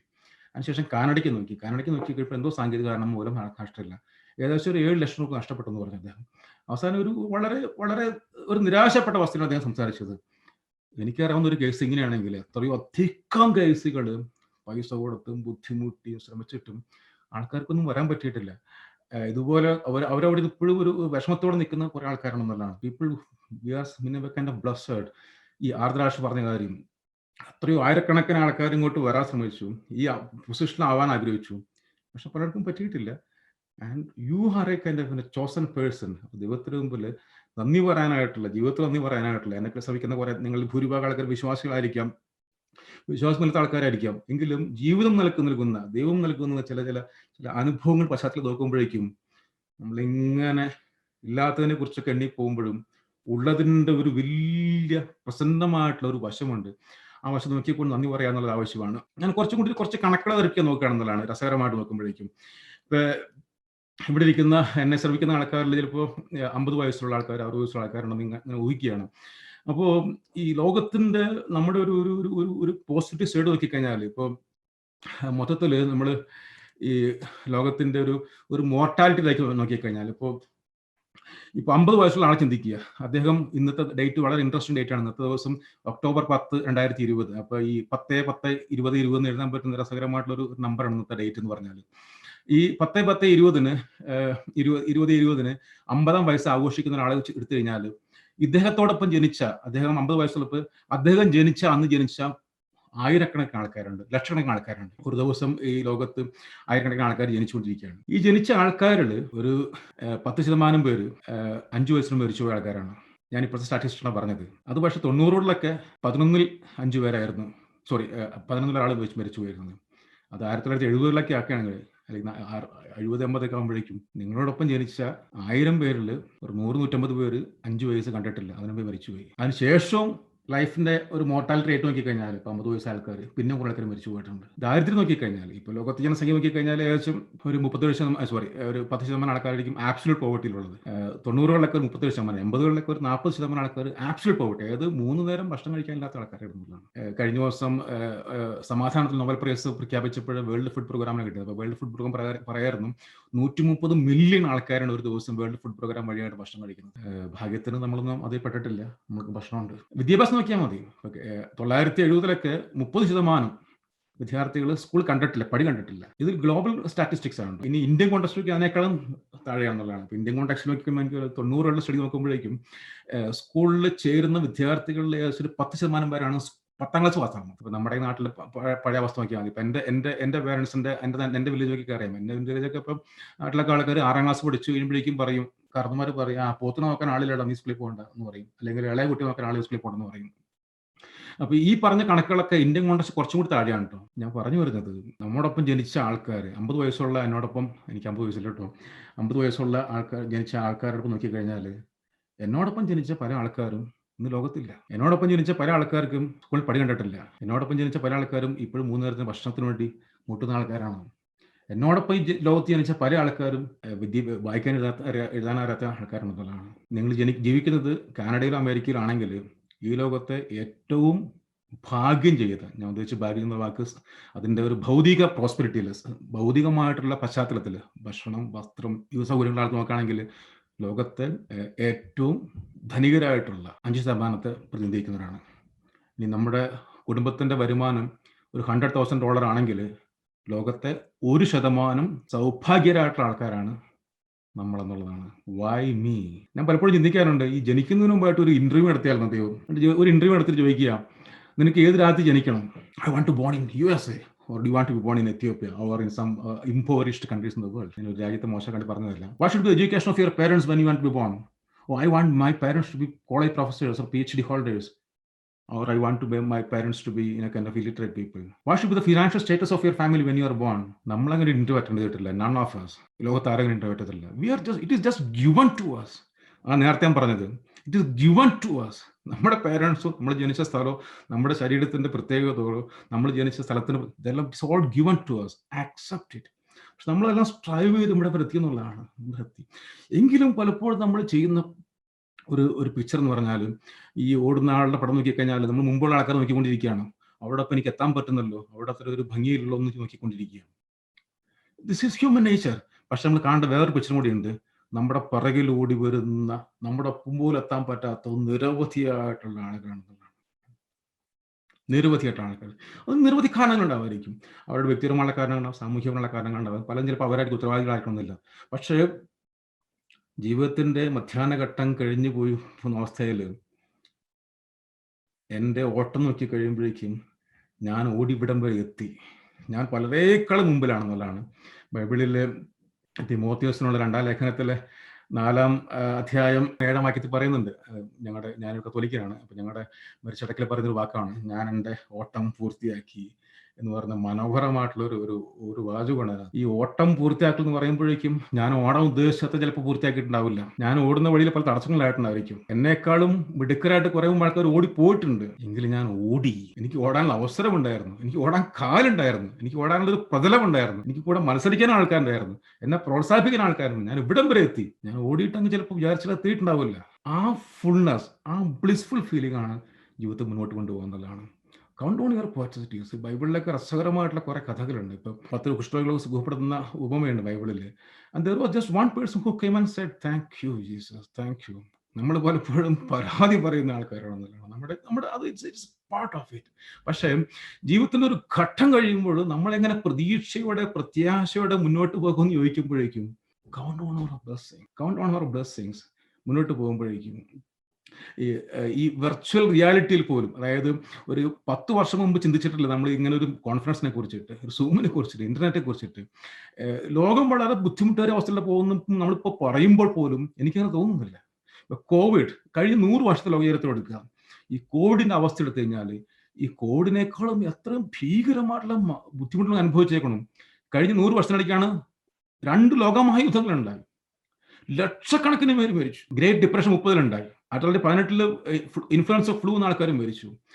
എത്ര ഭീകര ദുരന്തങ്ങളുണ്ടായി, എത്ര ഭീകര വരൾച്ചകളുണ്ടായി, വെള്ളപ്പൊക്കം ഉണ്ടായി. അതിനേക്കാളും വലുതൊന്നുമില്ല കോവിഡ് എന്ന് പറഞ്ഞാൽ. ഈ കോവിഡിന്റെ കാലഘട്ടത്തിൽ പോലും നമുക്ക് സംസാരിക്കാൻ പറ്റുന്നില്ല. ഒന്ന് ഓർത്ത് നോക്കിയൊക്കെ, ഒരു 30 വർഷം മുമ്പ് നമ്മളെങ്ങനെ STD ഫോൺ ചെയ്തിരുന്നത്, അല്ലെങ്കിൽ അമേരിക്കയിലുള്ള ആൾക്കാരെ എങ്ങനെ നാട്ടിലേക്ക് വിളിച്ചിരുന്നത്? ഇപ്പോഴാ ഒരു ഫോൺ തുമ്പത്ത് വിത്തിൻ സെക്കൻഡ്സ് നമുക്ക് കമ്മ്യൂണിക്കേറ്റ് ചെയ്യാൻ പറ്റുന്നുണ്ട്. സാങ്കേതിക വിദ്യ വളർന്നു. നമ്മൾ ലോകത്തിന്റെ എല്ലാ തരത്തിലുള്ള കുറ്റങ്ങളെക്കുറിച്ചും കുറവുകളെക്കുറിച്ചും പറയുമ്പോഴും അസ്വസ്ഥതയെക്കുറിച്ച് പറയുമ്പോഴും നമ്മൾ ഓരോ വർഷം കഴിയുന്നതോറും കുറച്ചുകൂടി മെച്ചപ്പെട്ട ജീവിത അവസ്ഥയിലേക്ക് വന്നുകൊണ്ടിരിക്കുകയാണ്. കുറച്ചും കൂടി മെച്ചപ്പെട്ട നന്മയിലേക്ക് വന്നുകൊണ്ടിരിക്കുക എന്നതാണ്. നന്മ കുറയുന്നത് പറയുമ്പോഴും അതിനേക്കാളും കൂടുതലായിട്ട് നന്മ പലതരത്തിലുണ്ടായിട്ടുണ്ട്. ടെക്നോളജിയായി നമുക്ക് ഉണ്ടായിട്ടുള്ളതാണ്. അപ്പോൾ നമുക്കിപ്പോൾ ഇങ്ങനെ ആൾക്കാരുടെ ടു കീപ് കണക്റ്റഡ്. ഒരു 20 വർഷം മുമ്പ് കോവിഡ് വന്നിരുന്നെങ്കിൽ നമുക്ക് ഇങ്ങനെ ചിന്തിക്കാൻ പറ്റത്തില്ല. അതിന് മാത്രം വളർന്നുകൊണ്ടിരിക്കുക എന്നുള്ളതാണ്. അപ്പൊ ഇതിനെ മറികടന്ന് പോകും എന്നുള്ളത് ഉറപ്പായുള്ള കാര്യമാണെന്നുള്ളതാണ്. അതൊരു പ്രതീക്ഷയാണ്, അതൊരു പ്രത്യാശയാണ്. അതായത് മനുഷ്യ സമൂഹത്തിന് ഇതുവരെയായിട്ടുള്ള വളർച്ചയെ ബഹുമാനിച്ചുകൊണ്ടും അംഗീകരിച്ചുകൊണ്ടും അതിൽ പ്രതീക്ഷ അർപ്പിച്ചുകൊണ്ട് പോകുന്ന ഒരു അവസ്ഥയാണ് നമ്മൾ ഇനി മുന്നോട്ട് കാണുക. കാരണം ഇതിനേക്കാളും വലുതിനെയൊക്കെ മനുഷ്യൻ മറികടന്ന് പോയിട്ടുള്ളതാണ്. ഇതും നമ്മൾ മറികടന്ന് പോകുന്ന യാതൊരു സംശയമില്ലാത്ത കാര്യമാണ്. അപ്പൊ ഈ പ്രത്യാശയുടെയും ഈ ബ്ലിസ്ഫുൾനെസിന്റെയും ഒരു മനോഭാവത്തിലൂടെയാണ് മുന്നോട്ട് പോവുക. ഞാനത് പറഞ്ഞിട്ട് എൻ്റെ ലാസ്റ്റ് ഭാഗത്തേക്ക് വരുമ്പോഴേക്കും പലപ്പോഴും പലരും ചിന്തിക്കാറുണ്ട്, നമ്മൾ ഇത്രയും വയസ്സൊക്കെ ആയി, പ്രായമൊക്കെ ആയി, ഇനി എന്താ ചെയ്യാന്നതിനെ കുറിച്ചിട്ടൊക്കെ. ഞാൻ അതിനുമായിട്ട് ബന്ധപ്പെട്ട് ഒന്നും രസകരമായിട്ടുള്ള ഈ കോവിഡ് പീരീഡിൽ ഒന്നും രസകരമായിട്ടുള്ള കാര്യങ്ങളോട് ശ്രദ്ധപ്പെടുത്താൻ ആഗ്രഹിക്കുകയാണ്. നിങ്ങൾ ഈ പടത്തിൽ കാണുന്നത് ഒരു ചോമൂർ എന്ന് പറയുന്ന 99 വയസ്സുള്ള ബ്രിട്ടനിലെ ഒരു വെറ്ററനാണ്. അദ്ദേഹം ഒരു പട്ടാളക്കാരനായിരുന്നു. അദ്ദേഹം ഒരു ഗ്ലോബലി വാർത്തയിൽ നിന്നൊരു മനുഷ്യനായിരുന്നു. അദ്ദേഹം കോവിഡ് മുമ്പ് ചെയ്തത് പുള്ളിയുടെ വീടിന്റെ മുമ്പിലും ചുറ്റുമായിട്ട് 100 വട്ടം നടന്നു. And he raised 23 million pounds for National Health Society in UK. And he was 99. And the latest news is that there is a Hollywood movie to be made after his story. അപ്പോൾ Hollywood movie ഉണ്ടാകുമ്പോൾ Hollywood മൂവിയിൽ ആരാണ് അഭിനയിക്കുന്ന കാര്യം അദ്ദേഹം suggest ചെയ്യുന്നുണ്ടായിരുന്നു. And he never thought of it. വളരെ വളരെ കിട്ടിയ അവസരത്തിൽ വളരെ ഡിഫറെൻ്റ് ആയിട്ട് ചെയ്തു പോയ ഒരു വളരെ രസകരമായ അനുഭവമാണെന്നുള്ളതാണ്. ഞാൻ അത്യാവശ്യം മല കയറാനൊക്കെ പോകുന്ന മനുഷ്യനാണ്. ഈ വർഷം ഈ സമ്മറിൽ ഞാൻ ഞങ്ങളുടെ ആൽബർട്ടിലെ റോക്കി മൗണ്ടൻസിലേക്ക് വലിയ ഹൈക്കിങ്ങിന് ഞാൻ പോയിരുന്നു. അപ്പോൾ ഹൈക്കിങ്ങിനെ കുറിച്ച് കുറെ വാർത്തകൾ ഫോളോ ചെയ്തപ്പോൾ ആൽബർട്ടിലുള്ള 75 വയസ്സുള്ള ലേഡിയാണ്, അവരുടെ പേര് ലീ എന്ന് പറഞ്ഞ ലേഡിയാണ്. ഈ ലേഡി മല കയറാൻ പോയി. She's 75 years old and her purpose was to raise fund for a non-profit agency in Edmonton. And she raised close to $300,000 by her own efforts for hiking. അത് വലിയൊരു വാർത്തയാണത്. ബഡ് ചാനലിൽ ഞങ്ങളുടെ അടുത്ത് പത്രത്തിൽ വന്ന വാർത്തയാണെന്നുള്ളതാണ്. And she was 75 years old. What I mean is, age is no bar for us to make a difference in our life. നമ്മുടെയൊക്കെ ജീവിതം എങ്ങനെയാണ് ഓർക്കപ്പെടണമെന്ന് വെച്ച് കഴിയുമ്പോഴേക്കും നമ്മളുണ്ടാക്കിയ സ്വത്തിനേക്കാൾ ഉപരിയായിട്ടും അല്ലെങ്കിൽ നമ്മളുണ്ടാക്കിയിട്ടുള്ള മറ്റുള്ള ഭൗതിക സാധനങ്ങൾക്ക് ഉപരിയായിട്ട് നമ്മൾ ചെയ്ത നന്മ പ്രവർത്തികളുടെയും കരുണപ്രവർത്തനത്തിൻ്റെയും പേരിലായിരിക്കും എന്നുള്ള സംശയമുള്ള കാര്യമാണെന്നുള്ളതാണ്. How do we relate into people? How do we connect into people? What is the act of kindness that we have done? And these people are remembered for the difference they make even at their old ages. And one more thing, നിങ്ങൾ ആരെങ്കിലും ഇങ്ങനെ ഒരു നെല്ലിക്ക എന്ന് പറഞ്ഞ ഒരു YouTube ചാനലുണ്ട്. ഇപ്പോൾ പലരുടെ യൂട്യൂബിൽ പലത് കാണാറുണ്ടെന്നുള്ളതാണ്. ഈ അമ്മച്ചി ഏകദേശം ഒരു 75 years old പ്ലസ് ആയിട്ടുള്ളതാണ്. എറണാകുളം ജില്ലയിൽ പുറത്തൂരടുത്തുള്ള വളരെ വളരെ എന്താ പറയുക, വളരെ സാധാരണ സാഹചര്യത്തിലുള്ള അവരുടെ അമ്മച്ചിയാണ്. അമ്മച്ചി കൊച്ചുകൊണ്ട് ഉണ്ടാക്കിയുള്ള കുറേ യൂട്യൂബ് വീഡിയോസാണ് നെല്ലിക്ക എന്ന് പറഞ്ഞിട്ട്. ഈ അമ്മച്ചി വളരെ രസകരമായിട്ട് ഇങ്ങനെ അവരുടെ നിത്യജീവിതത്തെ കാര്യം പോലെ അഭിനയിച്ചു പോകുന്നു. ഈ യൂട്യൂബ് ചാനലിന്റെ എനിക്ക് 17-18 എപ്പിസോഡായിട്ടുണ്ട്. ലക്ഷക്കണക്കിന് ആൾക്കാരെ കാണുന്നത്. കോവിഡ് വരുന്നതിന് മുമ്പ് ഇങ്ങനെ ഇതിനെക്കുറിച്ച് ചിന്തിച്ചിട്ടൊന്നുമില്ല. ഞാൻ ഈ 3 എക്സാമ്പിൾസ് കാണിച്ചെന്ന് വെച്ച് കഴിഞ്ഞാൽ ഏത് പ്രായത്തിലും വ്യത്യസ്തമായിട്ടുള്ള കാര്യങ്ങൾ ചെയ്യാൻ സാധിക്കും എന്നുള്ളതാണെന്നുള്ളതാണ്. അതിൽ യാതൊരു സംശയമില്ല. അതിന് ഒത്തിരി മാർഗങ്ങളുണ്ട് അവർക്ക്. ഇപ്പോൾ അതിന് ടെക്നോളജികൾ, സാങ്കേതികത ഒത്തിരി ഉണ്ടെന്നുള്ള. അപ്പം നമുക്ക് എഴുതാം, നമ്മുടെ ജീവിതത്തിന് അനുഭവങ്ങളെ കുറിച്ച് എഴുതാം, പുസ്തകങ്ങൾ വായിക്കും, യൂട്യൂബ് ചാനൽ ഉണ്ടാക്കാം. സാങ്കേതികത വളർന്നു കഴിഞ്ഞുള്ളതാണ്. ഞാൻ കഴിഞ്ഞ ദിവസം എൻ്റെ ഒരു സുഹൃത്ത്, കേരളത്തിലൊരു ഫാദർ ഉണ്ട്, അദ്ദേഹം അറിയപ്പെടുന്ന ഒരു ഹ്യൂമൻ റൈറ്റ്സ് പ്രവർത്തകനാണ്. ഞാനൊരു 5-6 മാസം കോവിഡ് വന്ന സമയത്ത് ഏപ്രിൽ അച്ഛൻ സംസാരിച്ചു. അപ്പം അച്ഛൻ പറഞ്ഞ അച്ഛൻ ഇങ്ങനെ ഇരിക്കുകയാണെന്ന് ചെയ്യാനൊക്കെ പറഞ്ഞപ്പോൾ അച്ഛനോട് പറഞ്ഞാൽ, why don't you write your story? അച്ഛൻ്റെ ജീവിതത്തിൽ അച്ഛൻ എഴുതാൻ വേണ്ടി പറഞ്ഞു. And he was actually very motivated. And you know, എനിക്ക് കഴിഞ്ഞ അച്ഛൻ ഹി ഡിഡ് ഇറ്റ്. അച്ഛൻ്റെ ലൈഫ് സ്റ്റോറി എഴുതി. അത് ഒരു വളരെ വളരെ റാഡിക്കലായിട്ടൊരു മൂവ്മെന്റ് ആണ് കേരളത്തിലെ. അപ്പം അതുകൊണ്ട് ഞാനെക്കുറിച്ച് പറയുന്നില്ല. അപ്പം അതിന് ആമുഖത്തിൽ അച്ഛൻ എനിക്കത് വായിക്കാതെ, ഡ്രാഫ്റ്റ് വായിക്കാതെ തന്നു. അപ്പം ആമുഖത്തിൽ അച്ഛൻ എനിക്ക് താങ്ക് യു പറഞ്ഞിട്ടുണ്ട് ഇത് പ്രചോദനത്തെ കുറിച്ചിട്ട്. What I mean is, at any stage in our life we can make some changes, we can still continue the hope. ഞാൻ ഈ പഠിക്കുന്നതിനെ കുറിച്ച് പറയായിരുന്നു. ഇപ്പോൾ എൻ്റെ ഒരു മേഖല വിദ്യാഭ്യാസം ആയതുകൊണ്ട് അപ്പോൾ ഒത്തിരി വെബ്സൈറ്റ്സ് ഉണ്ട് നമുക്ക് ഫ്രീ ആയിട്ട് പഠിക്കുന്നതിനെ കുറിച്ചിട്ട്. ഇപ്പം ഈ പ്രായത്തിൽ നമുക്ക് നാനോ ടെക്നോളജി പഠിക്കണോ, ഈ പ്രായത്തിൽ അക്കൗണ്ടിങ് പഠിക്കണോ, ഈ പ്രായത്തിൽ ഷേക്സ്പിയറിനെ കുറിച്ച് പഠിക്കണം, ഈ പ്രായത്തിൽ കമ്പ്യൂട്ടറിനെ കുറിച്ച് പഠിക്കണോ, എല്ലാത്തിനുള്ള വെബ്സൈറ്റ്സ് ആണ്. അപ്പോൾ ഈ ഇപ്പോൾ യുഡമി, എഡക്സ്, കോഴ്സ് എന്നൊക്കെ പറഞ്ഞതെല്ലാം കോഴ്സസ് എല്ലാം ഫ്രീ ആണ്. ലോകത്തുള്ള ഏറ്റവും പ്രമുഖ യൂണിവേഴ്സിറ്റീസിൽ നിന്നും ഇപ്പോഴും ഈ പറഞ്ഞ ഹാർവാർഡിൽ നിന്നും കേംബ്രിഡ്ജിൽ നിന്നും മസാച്യൂസെറ്റ്സ് ഇൻസ്റ്റിറ്റ്യൂട്ടിൽ നിന്നൊക്കെ നമുക്ക് കോഴ്സസ് ചെയ്യാം, ഫ്രീ ആയിട്ട് ചെയ്യാം, ആബ്സല്യൂട്ട് ഫ്രീ ആയിട്ട് ചെയ്യാം, ചെറിയ കോഴ്സ് ചെയ്യാം. അതുവഴിയായിട്ട് നമ്മുടെ അറിവിനെ വർദ്ധിപ്പിക്കാനും നമ്മുടെ ലോകത്തെക്കുറിച്ചിട്ടുള്ള ധാരണ വർദ്ധിപ്പിക്കാനും സാധിക്കുന്നതാണ്. ഞാൻ അവസാനിപ്പിക്കുകയാണ്. ഞാൻ പറഞ്ഞ ചുരുക്കം, ഒരു ബ്ലിസ്ഫുൾ ലൈഫ് എന്ന് പറയുന്ന ഒരു ചിന്ത പങ്കുവയ്ക്കുകയായിരുന്നു. നമ്മുടെ ജീവിതത്തിൽ ഇതുവരെ കിട്ടിയിട്ടുള്ള സൗഭാഗ്യങ്ങളുടെ എണ്ണം എടുത്തു കഴിഞ്ഞാൽ പലപ്പോഴും നമ്മൾ ലോകത്ത് നമ്മോടൊപ്പം ജനിച്ച പലരെക്കാളും വളരെ വളരെ ബ്ലസ്ഡ് ആണെന്നുള്ളതാണ്. ആ ഒരു ചിന്ത നമ്മുടെ ജീവിതത്തെ മുന്നോട്ട് കൊണ്ടുപോകാനായിട്ടും പ്രതീക്ഷ നൽകുവാനായിട്ടും എപ്പോഴും നന്ദിയുള്ളവരായിരിക്കും നമ്മളെ സഹായിക്കുന്നുള്ളതാണ്. അതൊരു വളരെ വലിയ ഹോപ്പാണെന്നുള്ളതാണ്.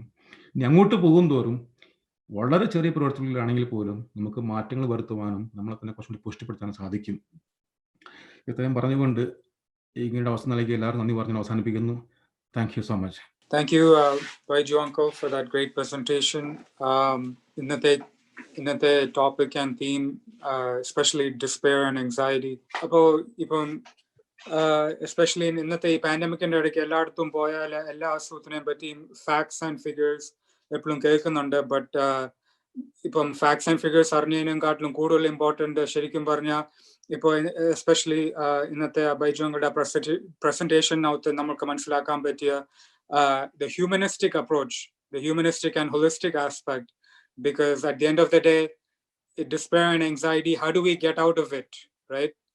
So we need to, I think Achanum Monsi Achamumba refer and we need to look at raising back to how we raise back up. I know Devam or inbuilt mechanism it's built into our biology, our physiology. And from our very humanistic talk with the Baiju uncle, Paranola, and it's gratitude. Any age is not a bar, blissful living, right? And even facts and figures. I broadly mentioned Jilu Mumbai that depression is most prevalent in the 45 to 65-year-old age bracket. And an interesting fact, they did a questionnaire. They talked to a lot of people on their deathbed. We study and the number one regret that everyone stated on their deathbed was they regretted the lack of attention that they spent on the relationships with the people around them while they were living while they were healthy. And it wasn't about achieving a goal or making or earning money or getting a job, or that wasn't the number one regret that they on their deathbed. Everyone's deathbed, number one regret on their deathbed by large and by far was not devoting enough time or not spending the focusing on the relationships as a priority. And I think that goes hand in hand with depression, anxiety, despair, and sort of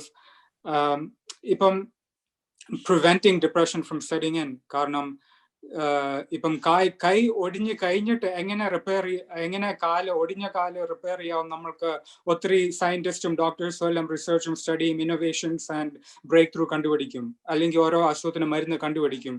If we're smart as a society, as a community, holistically, we'll find out a way not to get the disease in the first place.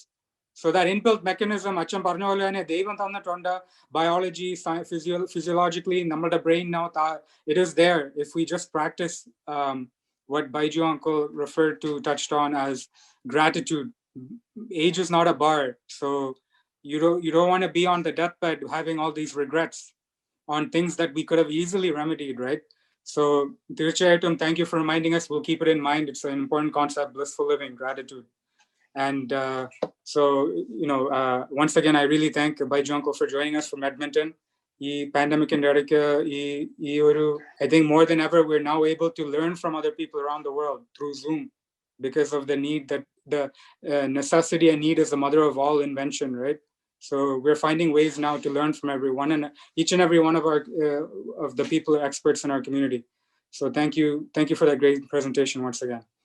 And it's my pleasure to invite our third speaker for today, Cherian Thomas, but I think most of the people in our church don't refer to Uncle as Cherian Thomas. We all refer to him as our dear Sachin Uncle, who's always a smiling and friendly and happy face in our church every time Yampalli Pomba Kananla. And I think that's so important, especially with this topic. And by Uncle Parnyola, practice gratitude and blissful living. So I think maybe Sachin Uncle knows some of the secrets to avoiding the pitfalls of the theme of today, which is despair and anxiety and hopelessness. Okay. But Uncle is a physiotherapist. He's working in the local health and integration network in Simcoe County and Muskoka. He completed his physiotherapy from the City College of Physiotherapists in Mangalore. Then he went on to complete his master's in physiotherapy from the Institute of Applied Medicine and Research in New Delhi. And he's been working as a physiotherapist since 1998. He worked as a senior physiotherapist in Ritu Memorial Hospital, and he was also a lecturer at R.G. Trivedi College of Physiotherapy in Bhopal, India. And he's also worked in Oman as a senior physiotherapist in the Oman Royal Air Force. And so I think especially now during this pandemic, I think there's a lot of health concerns that are not just purely related to COVID, but there's a lot of ancillary health issues that I think we need to be cognizant and aware of. And so it's with great pleasure that I invite our next speaker to speak. Sachin Uncle. Thank you, Jack.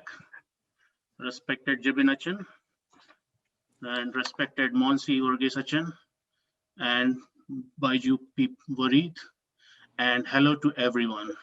As you all know, we are going through a very difficult times in our life due to COVID-19 pandemic, which has affected us physically, mentally, and emotionally. During our second session, we have a wonderful speaker from New York, Dr. Alok Gupta. In his session, he has pointed out some risk factors for COVID-19 or who are more vulnerable to COVID-19. And one of the risk factors was type 2 diabetes mellitus. Today, I'm going to elaborate more facts about diabetes. So let's see what we are going to touch base today.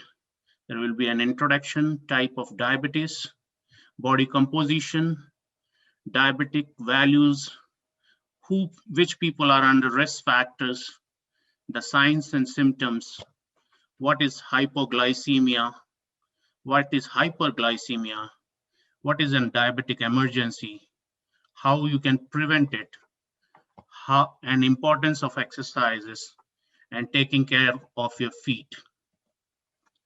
So introduction. Diabetes is a disease in which body either can't produce insulin or can't properly use the insulin it produces.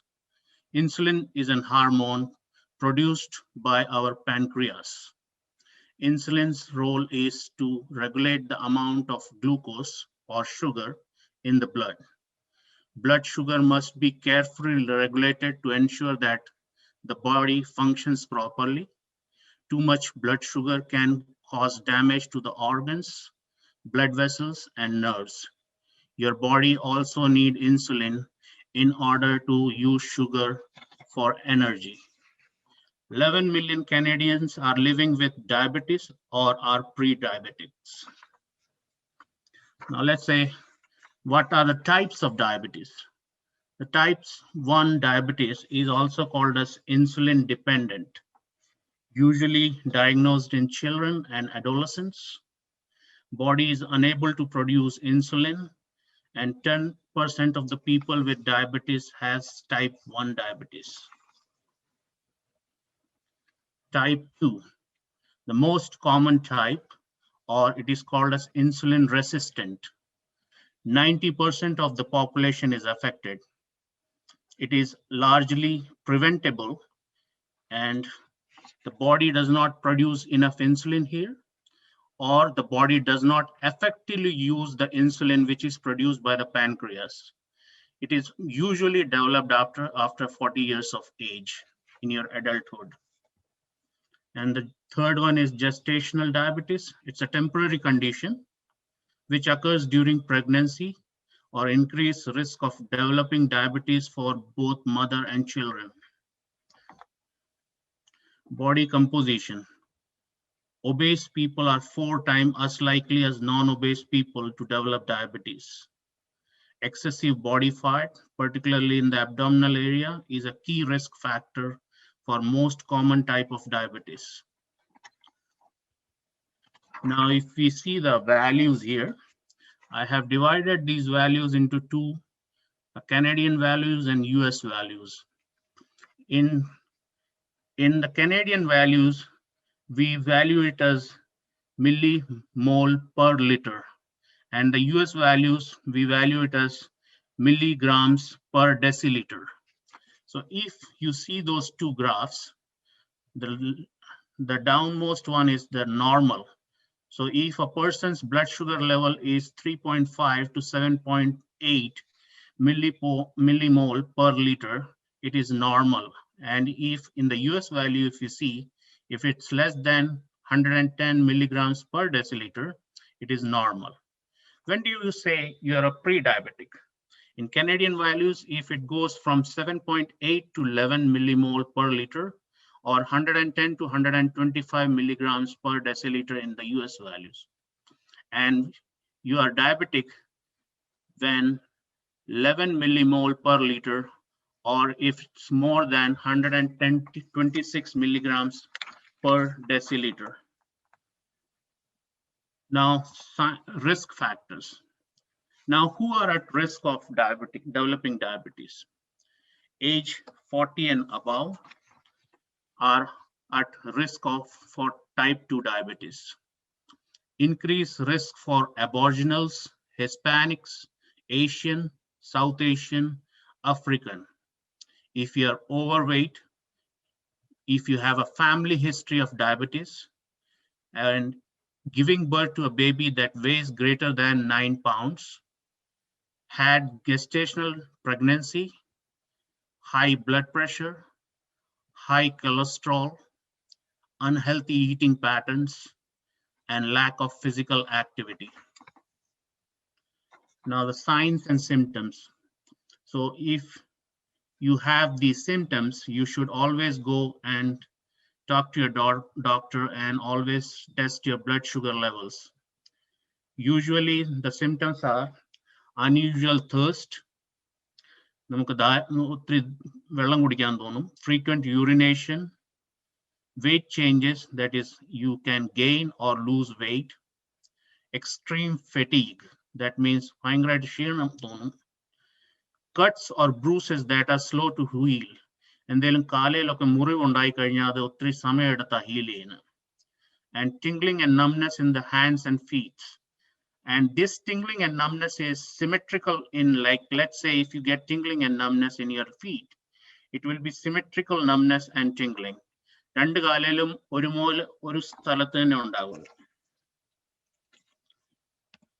Now, complications of diabetes. If you don't treat your diabetes properly by taking medication, regular exercise, and diet control, you can be more, you can get these diseases. You can get heart diseases like heart attack, kidney disease like renal disease like kidney failure, eye disease like retinopathy affecting your vision, nerve damage.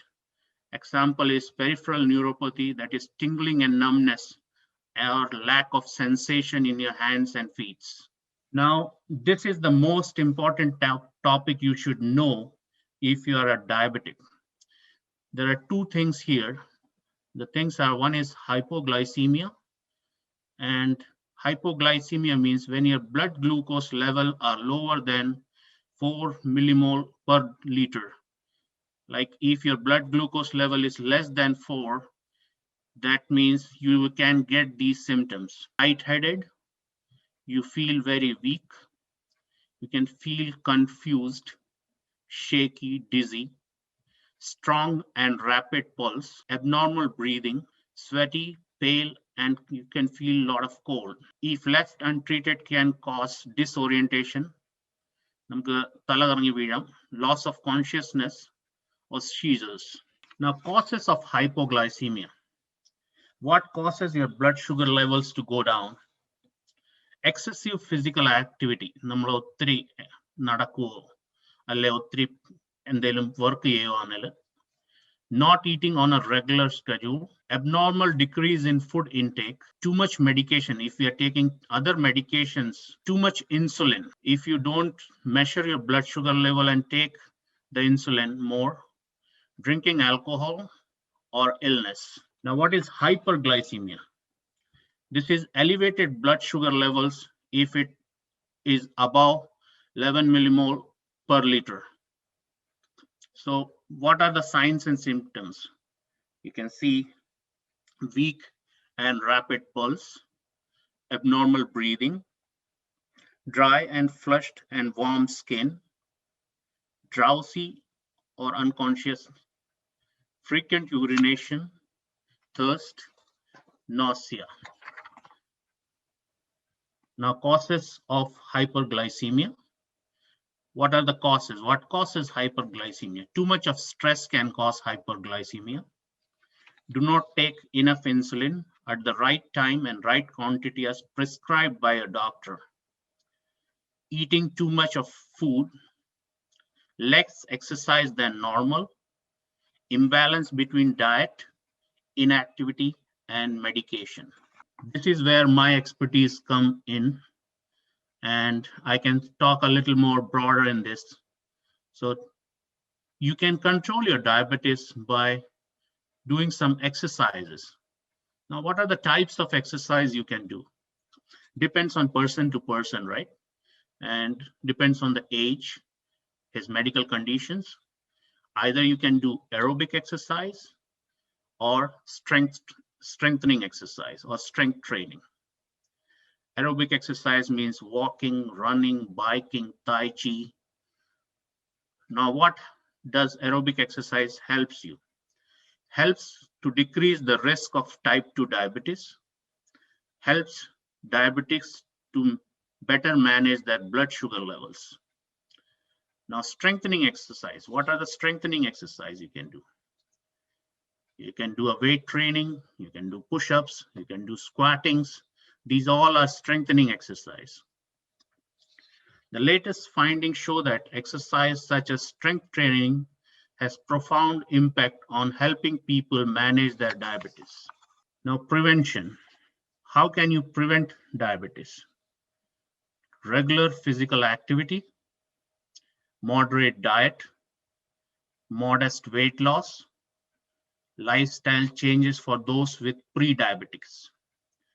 Means controlling intake of your sugar, enough sleep, regular diet, regular medication, drinking a lot of fluid. Now, benefits of exercise. What exercise helps if you are a diabetic? It helps in lowering your blood sugar level, lower risk of heart disease, improves circulation, and reduce high blood pressure. Now, this is the important thing before you start doing an exercise program. Or if you have decided, yes, I am diabetic, I should start doing exercise, or I should go to the gym, or I should walk every day. So this is the main thing you should always remember in mind. Check with your healthcare provider before you begin an exercise program. Always talk to your doctor about before you start any exercise program. Check your blood sugar levels before and after the exercise. So remember, we talked about hypoglycemia or hyperglycemia. If your blood sugar levels are less than 70 mg per deciliter, do not exercise that day. If your blood sugar levels are more than 250 to 300 milligrams per deciliter, do not exercise. And the most important thing is exercise. If you're on insulin, exercise 1 hour after taking the insulin, so that the insulin can be distributed in the muscles equally. Do not take insulin in the exercising muscles. Let's say you're going for walking. So do not take insulin in your leg muscles. Instead of that, take in your abdominal muscles. Or if you're doing a weight training, do not take insulin on the muscles where you're doing the weight training. Have a carbohydrate meal 1 to 2 hours before exercise. Wear proper shoes and socks. Check your feet after the exercise for any blisters, because there is always less sensation in your feet. So always, patients with diabetes doesn't know if they have some blisters or if they have a cut or a wound in the feet. So always check your feet every day or before and after the exercise. Drink enough fluid. So it is recommended to hydrate yourself before the exercise, during the exercise, and after the exercise. The continuation of the previous slide. Recognize your symptoms of hypoglycemia. Let's say if you're walking and you get hypoglycemic. So remember, we talked about the few symptoms of hypoglycemia. So stop exercising and have a fast-acting carbohydrates. So fast-acting carbohydrates can be orange juice, 2 tablespoons of raisin, candies, or always carry your glucose tablets with you. Finally, it is recommended to walk with a partner or in public place where people can see you, or carry a cell phone or a lifeline. Let's say if you become hypoglycemic and you had a fall, you can call someone to come, or you can call 911 to come and help you, or walk with a partner, or walk in a public place. Now, diabetic foot care. It's very important for patients with diabetes to check their feet, to take care of their feet properly. So the first recommendation will be wash your feet every day with mild soap and warm water. Test the water temperature with your hands first to make sure it is not too hot or cold. Don't soak your feet for longer period of time. Otherwise, your skin will become soft and it is easy to you will get any cuts or wounds. When drying your feet, pat dry your foot, not rub your foot with the towel, and be careful between your toes also. Use quality lotion to keep the skin of your feet soft and moist, but don't put any lotion in between your toes. Most important thing, when trimming your nails, trim your nails straight. Avoid cutting the corners. Use a nail filer. If you find an ingrown nail, see your doctor or foot care nurse. Do not use heating pads or sharp instruments on your feet. Always keep your feet warm with warm socks and shoes. Don't put your feet near any radiator or in front of a fireplace. Wear loose socks to bed. Otherwise, it will reduce the blood circulation to the feet. Now, the foremost and the most important thing is, when selecting a new shoe or a socks, choose your shoe carefully. Try a new shoe later in the day when your feet are large. It is always recommended for diabetic patients, never go and buy the shoes in the morning. Always late in the afternoon or evenings when your feet are a little bit swollen or when the feet are expanded. And buy shoes that are comfortable. Check how the shoes fit in width, length, back, bottom of heel and sole. Avoid pointed shoe styles and high heels. Wear new shoes for only 2 hours or less at a time. If you're wearing a new shoes, it is recommended because of less sensation. You won't feel if it's hurting or if you are getting a shoe bite. Don't wear the same pair of shoes every day so that your feet get some room to adjust to relieve the pressure points. Inspect the inside of each shoe before putting it on and feel it with your hand. Don't lace your shoes too tight or loosely. Wear clean, dry socks every day. This thin cotton socks are more absorbent for summer weather. Never walk barefooted or in sandals or flip-flops. Otherwise, if you walk in barefoot, or especially if you're going to a beach or somewhere where you can have glass pieces or syringes and you won't feel it. So never walk barefooted or flip-flops. So for diabetic patients, my recommendation will be, it is recommended to do your exercise 5 times a week. But if you are not able to do it, do at least exercises 3 times a week and try not to go more than 2 days without exercises. The goal should be to do 30 to 45 minutes of any type of exercise, whatever you select. So the last question I have is, are people with diabetes more likely to get COVID-19? As you all know, there are a lot of researches going and nothing has been proved. We are all waiting for it.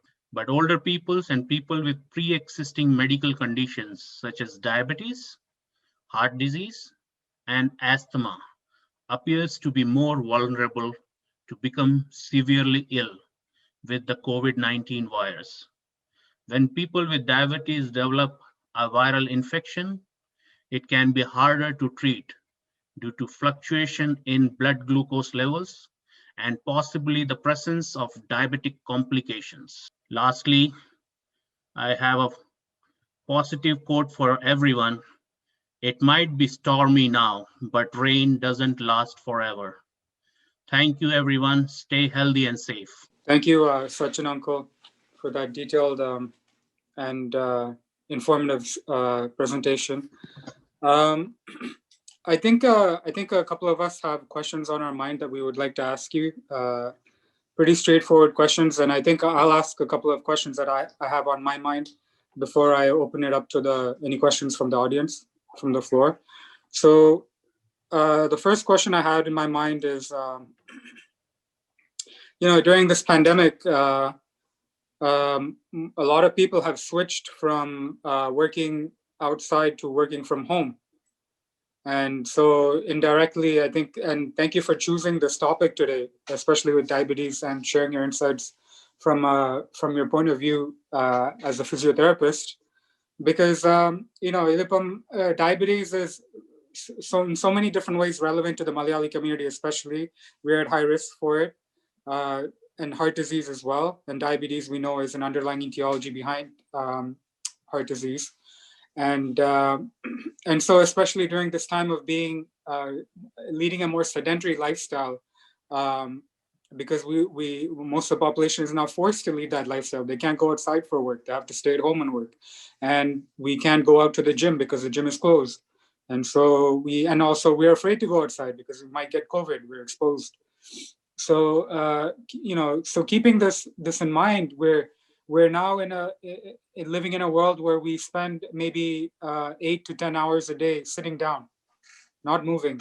So with that in mind, is there any sort of tips or anything you would like to sort of convey and share with the audience, what to keep in mind? Because I know like muscle atrophy is a main problem, not to mention what you chose to speak about today, which is diabetes and becoming insulin resistant with being inactive. And the problem here is that shoulder pain or back pain or diabetes affects the whole body, mind and body, right? So, and those side effects are permanent: diabetic nephropathy, diabetic neuropathy, diabetic retinopathy. Not to mention the insulin, like in and of itself, the insulin resistance and the damage it does, and the muscle wasting. So yeah. So what should we keep in mind from your point of view? See, for at this point of time, it's not advisable for seniors to go out, but if you have a partner, or if you have someone at home, you can go to walk to in a trail, or if you don't want to go out of your house, you can do your, like every house has some stairs. You can do, if you have 10 steps in your stairs, do 10 flights of stairs. That means 100 stairs. And that's a good aerobic exercise. You can buy a static bike in your home and you can do the biking. Now there are bikes available which you can put in your floor on the floor and you can sit on your chair and do that. So these are the types of exercise you can do at your home, but best way is to keep away and healthy and safe. Okay, and my second question, I think, is also in the elephant in the room, in the back of everyone's mind, especially now, is that, you know, not only are we afraid of, there's a fear of going to a hospital, there's also now a fear of going into any sort of, like, we're afraid of going to the dentist, and vice versa, we're afraid of going to the physiotherapy clinic. So with respect to that sort of fear that isn't prevalent in the general population, as a physiotherapist, is there any sort of feedback or insights you just want to share with everyone? So in Canada, wherever we live in a county. So each county have their local health integration network. So let's say if you are constantly falling or if you are declining, for anyone above 65 years of age can call to the local health integration network and ask for any type of services. I don't know whether dental services are available, but I work in the community, so I get a lot of referrals. So you can ask for, like if you're declining in your health, you can ask for physio services. If you are falling in your house, you can ask for occupational therapy, environmental assessment services. If you have a wound, you can ask for nursing services. If you need help with your activities of daily living, you can ask for PSW services. So you can call your local health integration network and one of the case manager will come to your home and do a full assessment and determine what your needs are. And then according to that, they will send someone to help you. Okay, and so I think in many ways, what you told us is we're able to kill two birds with one stone. If you go exercise more, not only will you prevent diabetes, but you prevent depression. You prevent depression. So, and yeah, go ahead. And always when you do the exercise, you always have a positive attitude. Like you feel better. Right, because of the endorphins and the feel-good hormones. The body, see, so the physiology behind the body is so remarkable. The way that you get rewarded for doing something good, and I think even something other. I think I'm losing one of my train of thought here. Or it might come back to me. Anyway, the third question and my last question before I turn it over to the audience is. I think everyone. This is sort of like the question that seems to elude a lot of people, but I think I should just ask it for the sake of asking it because we have you here.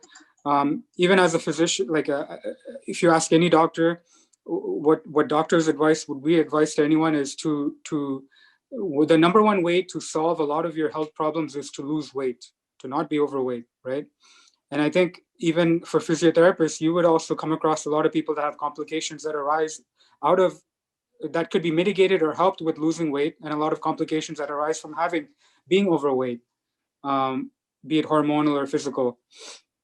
So I think, and especially now during this pandemic, people are actually inadvertently putting on weight. You know, കോവിഡിന്റെ ഇടയ്ക്ക് എല്ലാവരും 10 pound weight കൂടുന്നുണ്ട്, or 15 pound weight കൂടുന്നുണ്ട്. So, you know, ഒരു വർഷം 10 pound കൂടി, രണ്ടാമത്തെ വർഷം ആകുമ്പോൾ 20, 25, 30 pound weight കൂടി. After 2 years, when we're COVID free, everyone will be obese. They'll be 30, 40 pounds overweight. So I think the question here is from your area of expertise, you know, is it dietary or physical activity? Is there any helpful tips to keep in mind in terms of like when to eat or how to eat or when to exercise that is most ideal in terms of maximizing weight loss or preventing weight gain? As I said, exercising 5 times a week is more beneficial. 30 to 45 minutes of exercise is very important.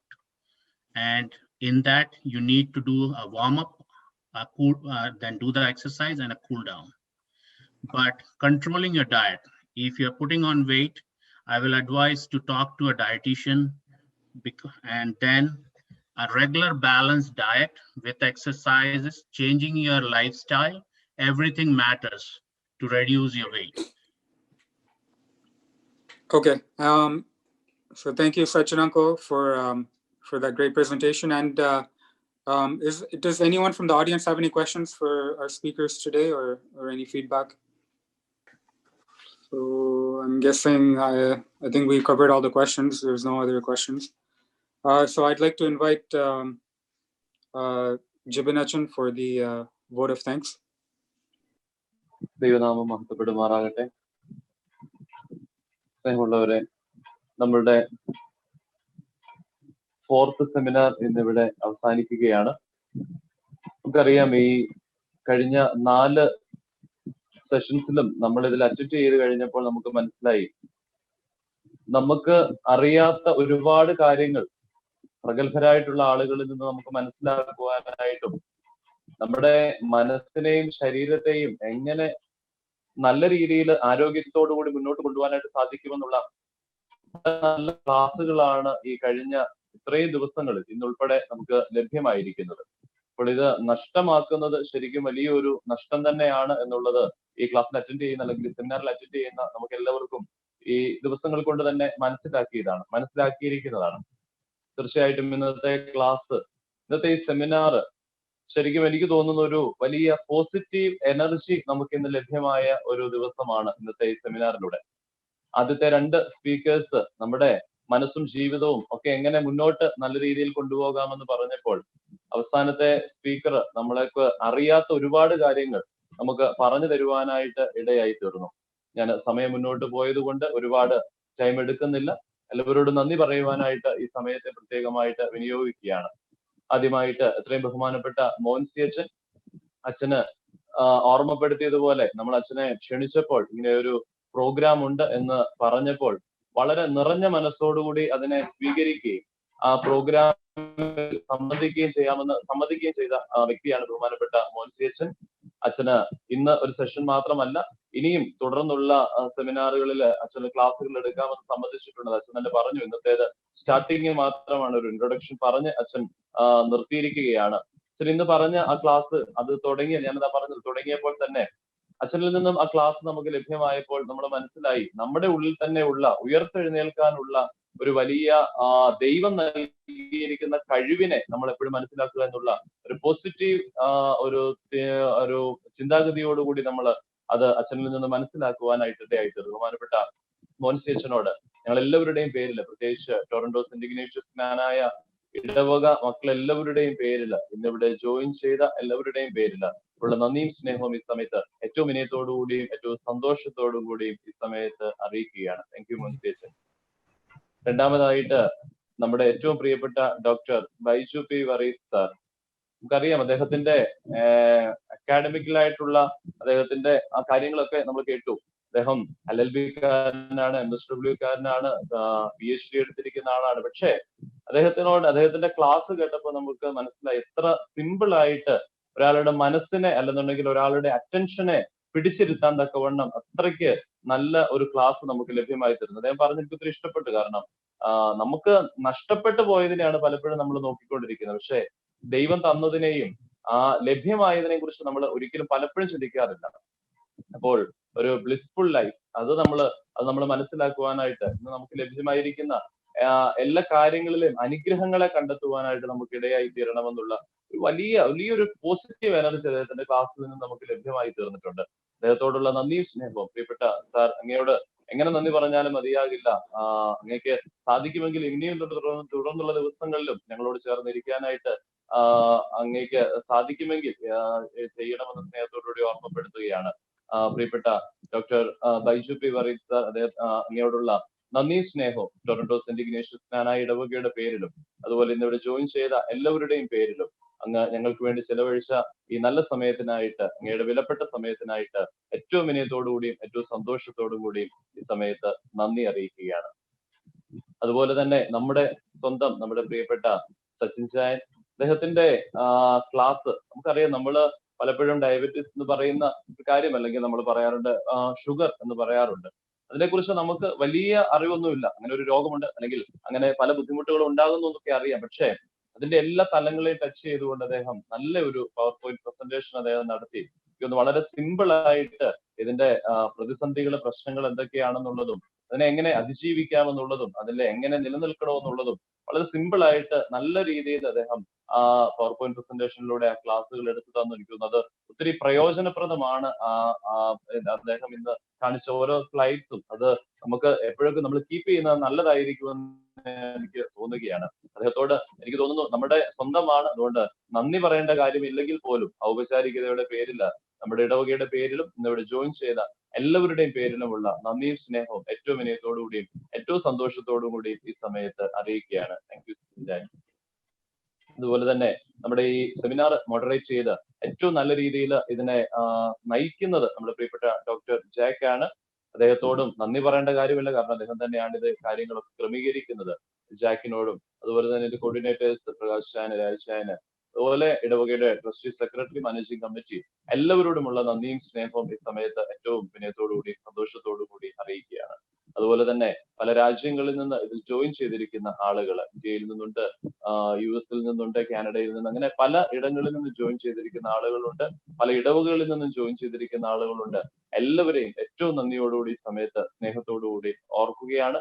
എല്ലാവരോടുമുള്ള നന്ദിയും സ്നേഹവും അറിയിക്കുകയാണ്. തുടർന്നുള്ള ക്ലാസ്സുകളിലും സെമിനാറുകളിലും എല്ലാവരും attend ചെയ്യുവാനായിട്ട് പ്രത്യേകം ശ്രദ്ധിക്കണമെന്ന്, ഇത് ഒരിക്കലും മിസ് ചെയ്യരുതെന്ന് സ്നേഹത്തോടുകൂടി ഓർമ്മപ്പെടുത്തിക്കൊണ്ട് ഞാൻ എന്റെ വാക്കുകൾ ഉപസംഹരിക്കുകയാണ്. ദൈവ നാമം മഹത്വപ്പെടുമാറാകട്ടെ.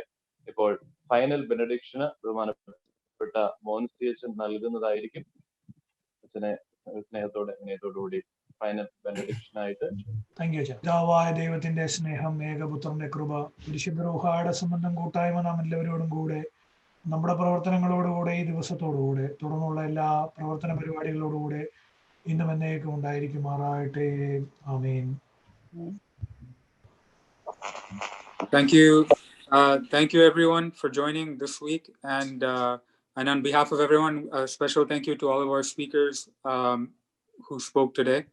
And I think this week we had a good overall broad introduction to the topic of depression, anxiety, despair, hopelessness.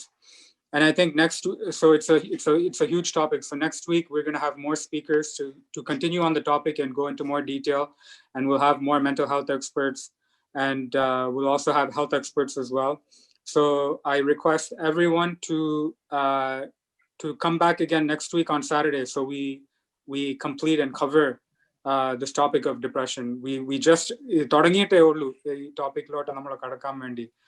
So എല്ലാവരോടും once again thank you, and see you next week. So take care and stay safe and enjoy your week. See you next week. Take care everyone. Bye.